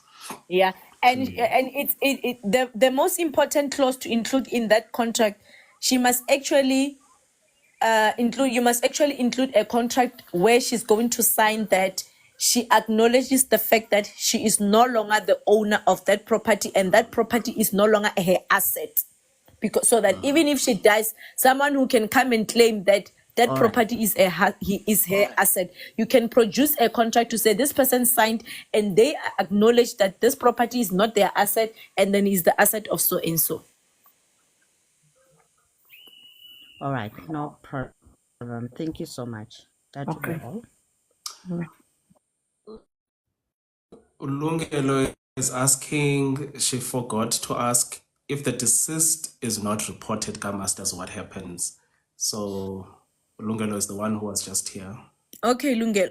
Because I If said, the deceased is not, remember the two properties, they are registered as security for the for both parties, ne? So obviously, if your uncle is going to transfer the property back to you guys, he would want his property back, right? So for you guys to be able to transfer his property from your father's name back to him, a letter of executorship is needed because your father is no longer alive to do that himself. So the person that is going to get issued with the letter of executorship is the one who's going to have the authority to do that. yeah. All right, guys, if there's no other questions, we're going to end the live. Initially, it's supposed to be an hour. We've gone to 2 hours now. So, and this is a free consultation, not even a consultation, it's a free time that Irene is offering to do quick Q&As. So guys, if you have a question, you can request or you can type quickly before we end the session. Says Irene, we need you to be one of our public defenders. Of course. I'll be So honored, hey?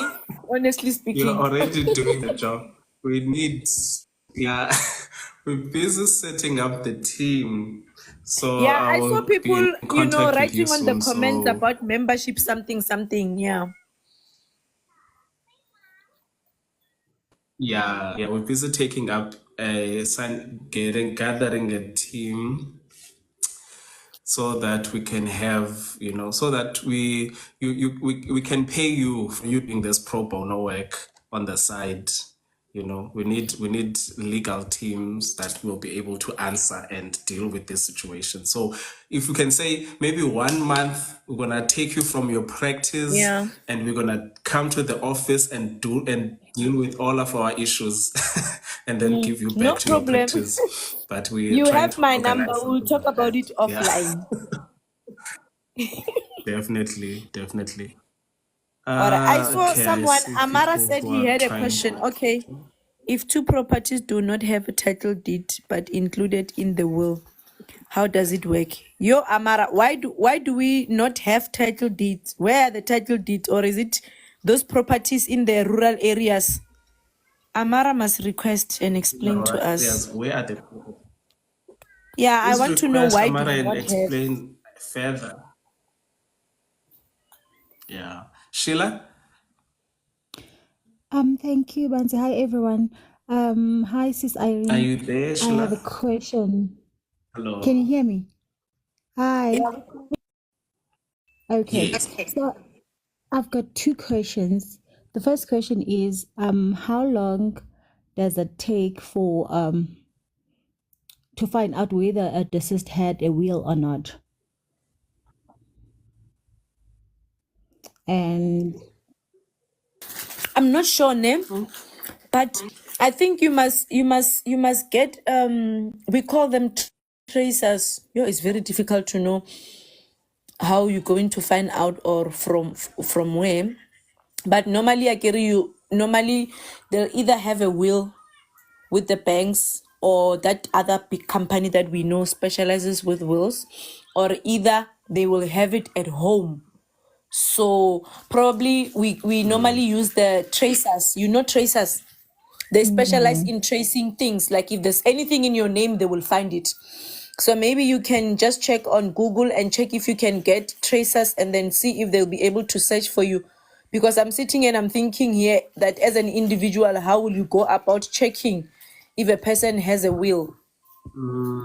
So the okay, tracers specialize in tracing things, okay. The reason I'm asking, the matter has been But if into you some estate. You make her. yeah, no, continue. Continue. Okay. So the matter was already taken into some estate law firm. However, since April, we haven't heard anything from them. We're not trying to find out what's the process or like how what's the hold up, or what's really is now holding. They really can't answer. They said the process takes long. So Okay. Let me ask you, why do you guys know for sure, or do you suspect that your father had a will? no, it's actually not my father. It's actually a ex-husband, which is the father of my children. Okay. Do you guys know for sure he had one, or are you suspecting that he had one? We don't know whether he had one or not. That's why we're trying to And find then out. since April, I'm just thinking that since April he passed away. If there was anyone who had a will, remember when you have a will, you need to make sure that if you die, someone knows that you have a will and where to find it. Because otherwise, there's no point of having a will. If I have a will that when I die, nobody's gonna know where to find it and all those details, then it means there's no point of having a will, because I won't be able to wake up and tell you the guys that I have a will. So, and from the period of April up until now, and nobody has come forth with the information of the will, chances are he didn't have a will. Okay. So what the attorneys need to do now, because the will is not there, the estate can be reported without a will as an interstate, interstate estate, right? And if someone comes through with the will, and then it can always be changed. But for now, since from April up until now, if that will was there, either with the bank or with these big companies, I'm sure they would have come forth by now. So the chances are that he didn't have a will. And if he didn't have a will, because if you have a will and the will cannot be found, then it's just like not having a will. So the attorneys, you guys, the families or the beneficiaries, or the people that are going to benefit from this guy's estate, you have to give the attorney the instruction to continue and report the estate as an interstate disease estate and proceed with the winding up. All right. So who has to in a case of divorce, because now the kids are beneficiaries. I'm not a beneficiary. I want to believe so. Are And they the they're only minor. kids? Are they the only minors? They're Are only they, kids. Yes. He hasn't got any other was he kids. married? No. Okay. Do you have a good? Did he have parents? He had parents. The mother is still alive. Yes. Do you have a good relationship with the mother? Not Do you at trust all. her? There is no relationship. Then you can report the estate in your name. You can apply to be appointed as an executor on behalf of the minors, because the children are the only beneficiaries to the estate and you are their guardian. And that's what we were told at the masters. But then when we then went to, because we were told that to appoint a certain lawyer, so we then went to this certain yes to assist. But then it seems like they're not doing anything, because they were saying last time I called them, they said no, they're waiting upon APSA. And then now they said they also said that the family, like the mother and the other family members, did not report the deceased at the masters. So I was But kind of they are supposed to report it on your behalf, because you are actually the rightful person to be appointed the executor of that estate, because your kids are the only beneficiaries, and then they are minors and you are their guardian. So You you need know to what? go to the masters yourself. DM me okay. or DM Banzai, and then get my contact number and then call me offline. Okay, it's fine. Follow Irene and then sure. We'll do it. Thank you so much. My second question is, my father passed away I think more than 20 years, yes, 2013. So what happened is, those traditional weddings, they were both married, my mom and my dad, and my mom was an executor. She got the executorship letter from the Masters High Court. Yes. However, my mother did not change her surname to my father's surname. And also in my father's surname, there is it's fault. There's a fault in the surname. It's spelled incorrectly. Instead of an I at the end, there is an E. So now they've got a stand in Kailicha. Everyone else got been built up an RDP house. But then now my mom cannot get a title deed. So we're trying to find out how can we then help, what needs to be done. And we never really got help up until I come to this The stand, where did they get it from? Did they buy it from someone or from No, the it's actually from the municipality? government. Or it was from, and then the papers, the applications, or whoever that was signing for the stand. Remember, even if there was no title deed, but there must be some sort of record. There must be somewhere where someone signed or whatever. It's in Okay. whose name? The title deed, it's in my father's name, Mm-hmm. and they were married traditionally, so they never registered their marriage. So that means my mom is still using her own surname, and my father had her own surname. And your mom got a letter of executorship. Yes.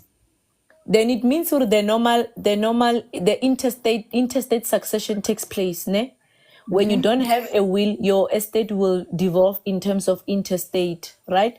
In terms of interstate, we go through the same process. Firstly, we divide the joint estate into two: your mother's share, your father's share. Whether or not they had registered, as long as the master issued her with a letter of executorship, it means her marital status or the marriage between herself and the deceased is not in question. It's not questionable, because if it was questionable, the master would not have given her the letter of executorship. So if she was able to obtain the letter of executorship, it means she was able to prove, or the issue of the marriage was not of dispute or in dispute.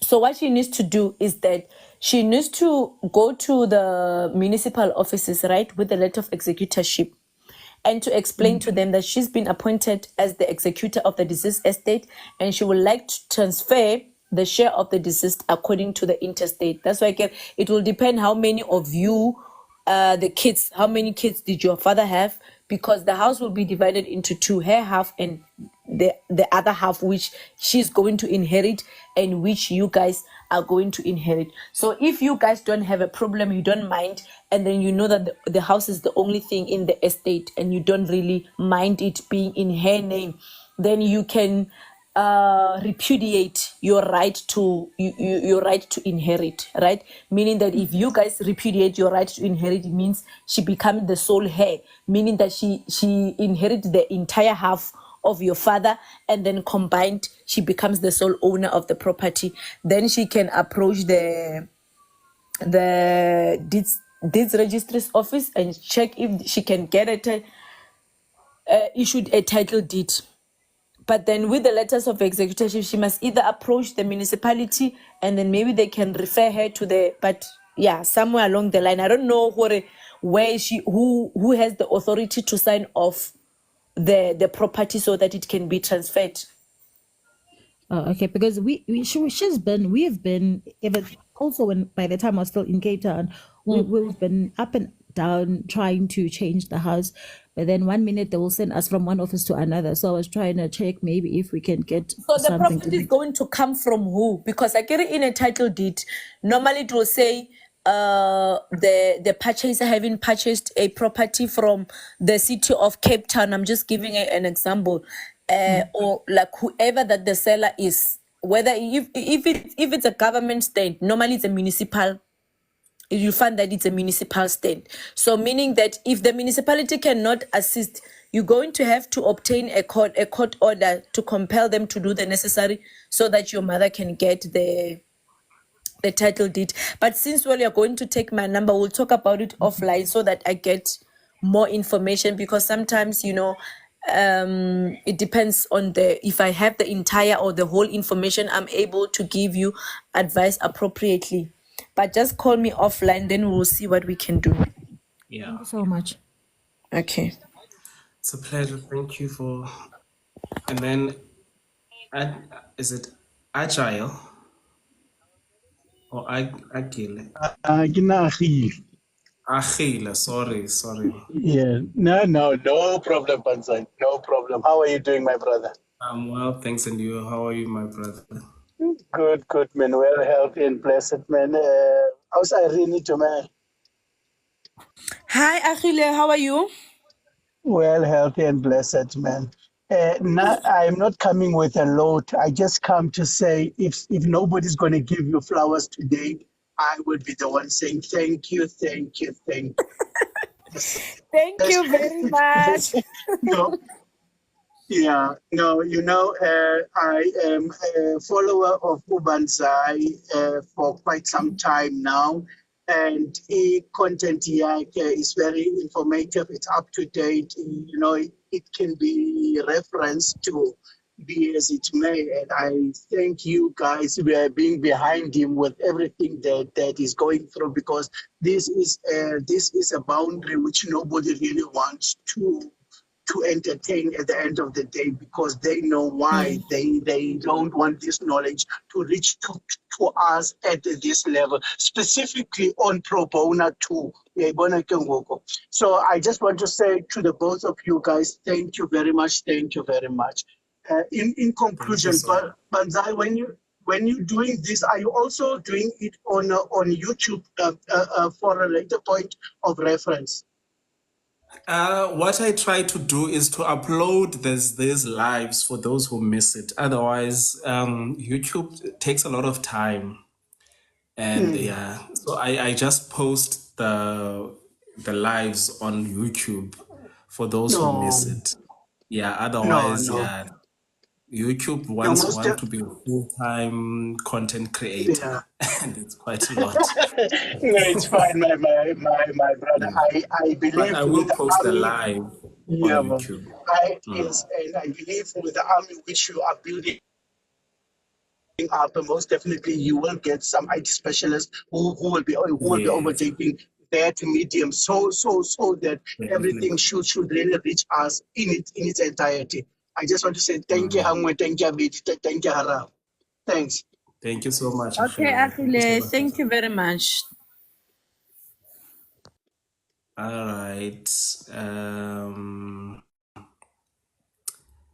Amara, you can come up. Hi, The last good one. evening. Can Yes, Amara yes. please be the last one? Good evening. Good evening. Thank you so much, Fanzai. Thank you, Os Irene. We really appreciate you guys and what you're doing. I'm just gonna try and be as quick as possible. So basically, my mom passed in 2021. So she had two properties, and it does happen that in one is an RDP house, and one was one of those houses she acquired during the apartheid era. So in the apartheid era, they were not giving them deeds; they were giving them permits. I don't know if it's a green permit, something of that sort. And then in the permit, they had to state who they are living with in the homes. So how many kids do you have and whatnot. So the house still belonged to the state during the apartheid era. And then when she did receive the RDP house, of which when we moved from this particular house, I have an older sister who now took over the property that we were living in, and then we moved into the new RDP house. Now with the RDP house, she still did not get the title deed. Well, she's not the only one. People in that area till today have not received title deeds, and these were houses that were given to people during the I remember I think it was the World Cup in 20 no, All Africa Games, the Olympic Games that were being hosted by South Africa Is it at a that particular time. Amara, Sorry? is this those township 4 rooms? Yes, the townships, those houses. So both properties, they don't have title deeds. They're still under the city of Johannesburg. However, she did put it in her will. She did her will pro bono, and she made me the executor to the will, willing it to her grandkids. So I'm struggling to wind up the will because the houses don't have a title deed. Yeah, you see those ones, normally when they do, you have to do it as a collective. It's not something that you can do it alone. Hence you say she's not the only one who was not issued with a title deed. You understand? Because remember, the state is the one that must make a decision that it wants to give you guys the title deeds. You understand? So it's normally that thing, yeah, hore, you guys as the community must take it forth, either with the municipality or whoever, to say, guys, we've been staying in these houses for long, and we think it's high time that we be given title deed. But on your own alone, you won't be able to fight it. So maybe as a community, if you guys can be able to fight it, and then maybe convince the state, since, well, probably it's a state-owned house, and then so that they can start giving you guys the title deeds. But without a title deed, you cannot wind up, because the master over the title deed. Okay. So you guys will just continue sharing the houses, maybe the other one staying there and the other one staying there. But to be able to properly wind up and do a proper transfer and do an L&D account to say, you are distributing this one to this one and then what to what, it's not possible, because you have to have a title deed. Something that is not on a title deed, you don't own it. You Yes. know, what makes this difficult is that the other party is not cooperating, because now she wants to acquire both properties.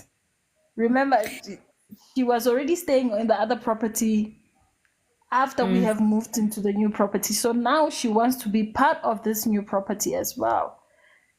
So Yeah, that's why I'm saying, because there's no title deed, even yourselves, even your mother did not own those property until her name is on the title deed, and then now the properties can be transferred to you guys. You understand? So if you guys are having a problem with him, you will have to report to the master, or deal with it like maybe the court routes. Like, for example, let's say maybe for whatever reason you want her to leave the house, you'll have to evict her by virtue of a court order. I'm giving an example. So whatever dispute that you guys have, in the meantime, just while the winding up is not finalized, it's either you can deal with it by way of mediation, or either you can take it to court, like maybe deal with it in terms of a court order. Maybe Okay. just an interdict, sort of like an interdict to say, remain here, and then we remain here up until this issue of the title deed gets sorted out. Okay. Yeah. Thank you so much. That makes perfect sense. I appreciate Okay. it. Thank you so much. Sis Irene, let you go.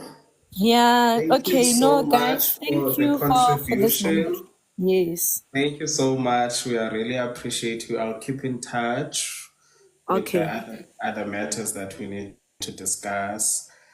Otherwise, you can go. I think, I think there's still some few questions, but yeah, you are excused, Irene. Otherwise, No, guys, whatever questions that we did not deal with, they can put exactly, them to your inbox name, and exactly. then you can forward them to me, and then maybe in the next life We'll we do can that. deal with them in the next life. Yeah, now we'll do that. Thank you so much. Okay. All right. Bye. Otherwise, guys, remember, yeah, so you guys I'll try and upload this. If for those who missed it, I'll upload it on my YouTube, so you can go to my link.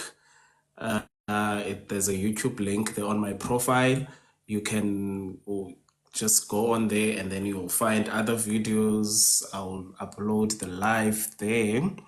Then there's also, I see West is reminding me here to recap on the executor training. So there is, for those who are in Cape Town, you guys can come. If you're in Cape Town, come to the executor training. It's on the 28th of August. So make sure you don't miss it, especially if you have appointed your own executors. Make sure your own executors attend, the ones you've appointed in your will. They attend the workshop so that they understand and know what is expected, what to do. So you can just send an email to nsako@futureplanner.co.za, and then you'll get all the details there, Cindy. Or you can just DM me, then I'll send you the details, and you'll know where it is going to happen. Yeah, Pretoria, I'm not sure.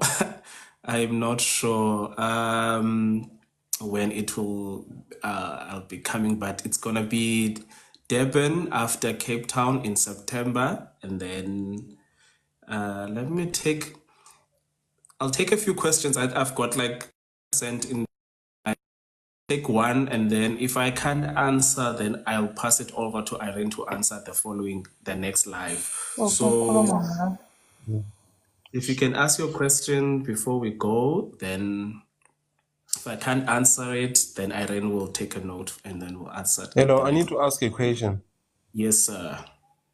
Yes, my question is, I heard on the other video that you sent through while you were mentioning that there are benefits of having a property under a trust compared to having it being owned by a single individual.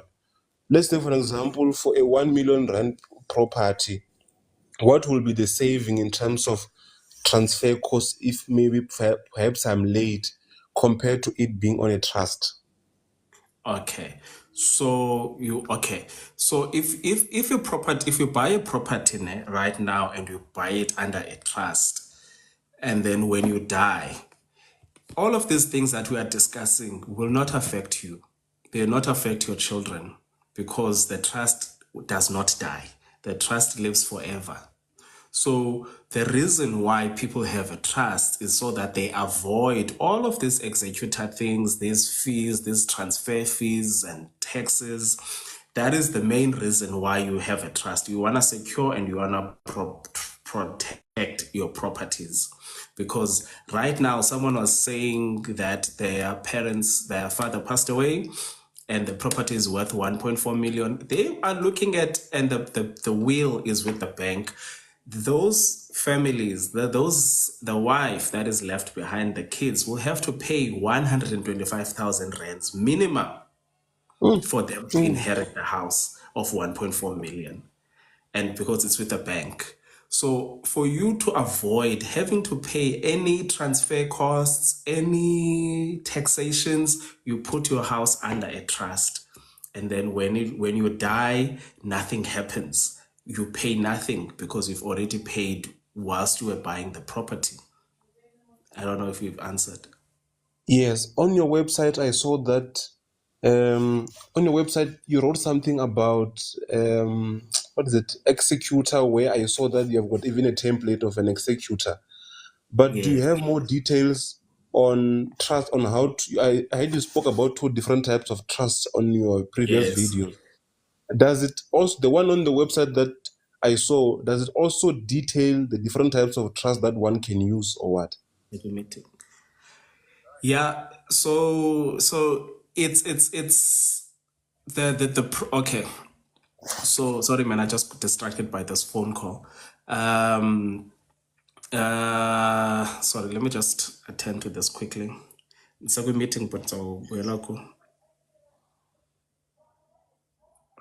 Sorry. So can you repeat your question again? My question I was asking is, I can hear giving more details that if one has got a trust, it saves a lot of ups and downs, most especially if I'm no longer alive. Yeah. So does your website, I saw that there's a place where you wrote something that has to do with trust as well, and I saw it a template for an executor.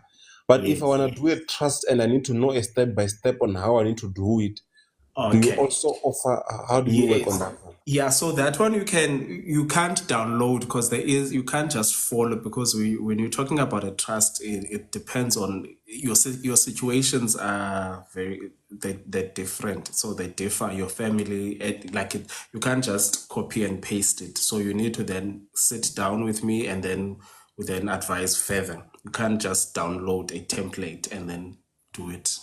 I don't know if you understand, you are following.